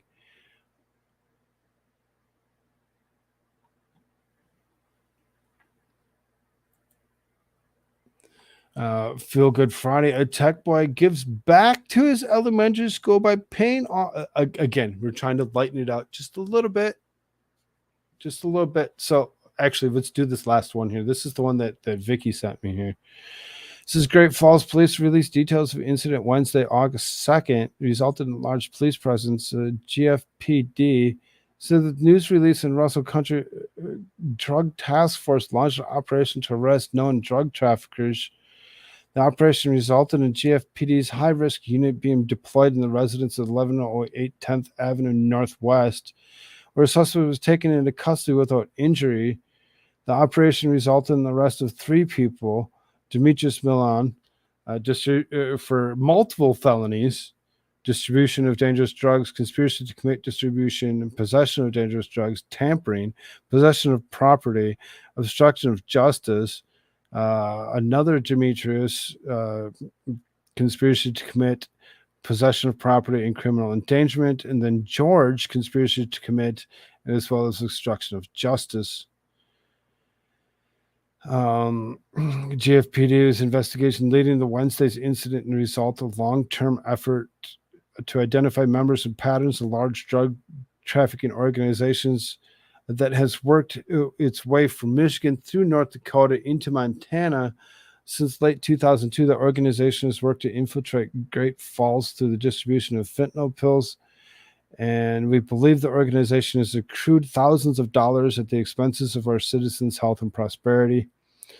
The RCDTF is comprised of law enforcement, GFPD, Cascade County Sheriff's Office, Montana Department of Justice, U.S. Drug Enforcement Administration, as well as multiple other enforcement agencies that had actually gone ahead and actually arrested these people for high-level trafficking of drugs, including fentanyl. Isn't that amazing? Isn't that amazing? All right, on to the good news. On to the good news so we can actually wrap up for the night. Feel Good Friday. A tech boy gives back to his elementary school by paying off students' lunch balances. I love it when young people not only show an entrepreneurial spirit, but exhibit a compassionate heart in giving. 14-year-old DeJuan Strickland is such a young person and the subject of this week's Feel Good Friday. While opinions vary widely on whether it was actual phenomenon or a myth, the phrase acting is often lodging against smart kids.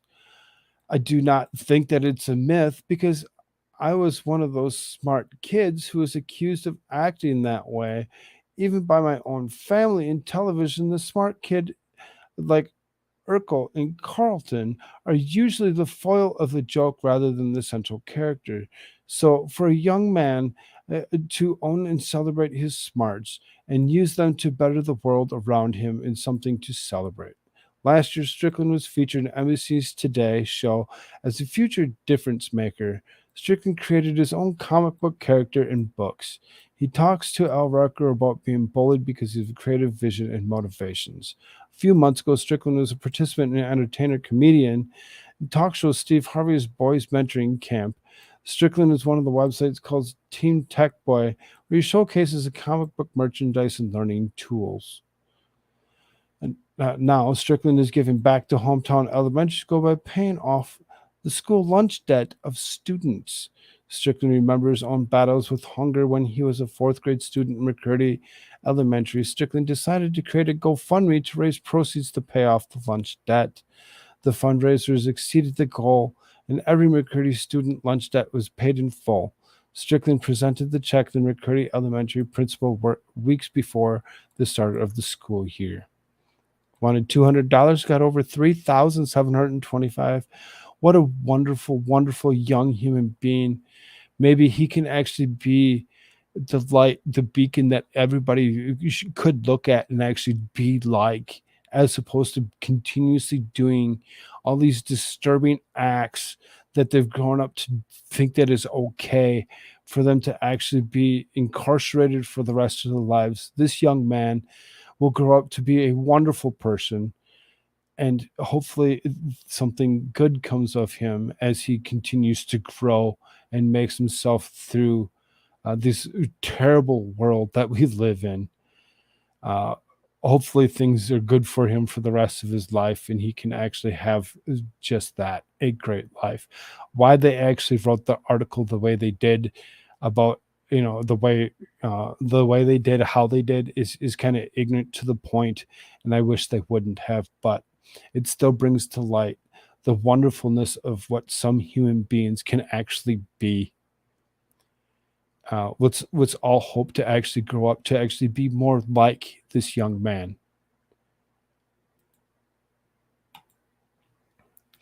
All right.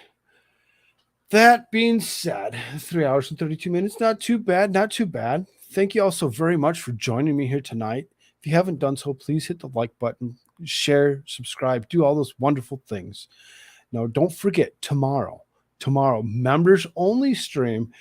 We will have it open for a short bit before we actually lock it to the members only. Be sure to purchase, join the Frog Army. If you can't afford to, at least turn on the gifting options. If somebody actually purchases and actually does go to the point of actually purchasing something for you, thank them for actually doing such a thing so that you can actually join in that adventure that I go through tomorrow with Shizzy Wiznut.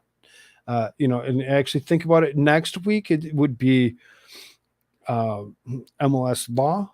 The week after, I got Divinity and Nova. A week after that, I have Madcore Mofo. So the month is actually tied up.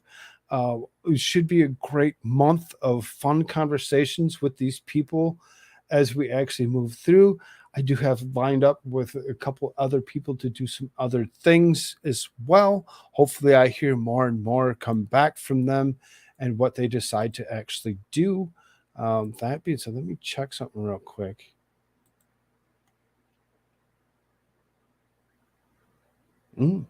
That's exciting. I'll have to see what as I get closer. That's awesome. I'm excited. Looks like I will probably eventually, within closer into that month, I'll try leaving them open to see if I can't get them for sure. Looks like I'll have Tug joining me as well. That umbrella guy should be a fun conversation. I can't wait. Again, I appreciate you also very, very much. If you haven't done so already, please hit the like button, share this out, and let everybody know, hey, tomorrow, Koolfrogg's going to have Shizzy Wisna in a members-only exclusive. Thank you all so very much. Love you. Later.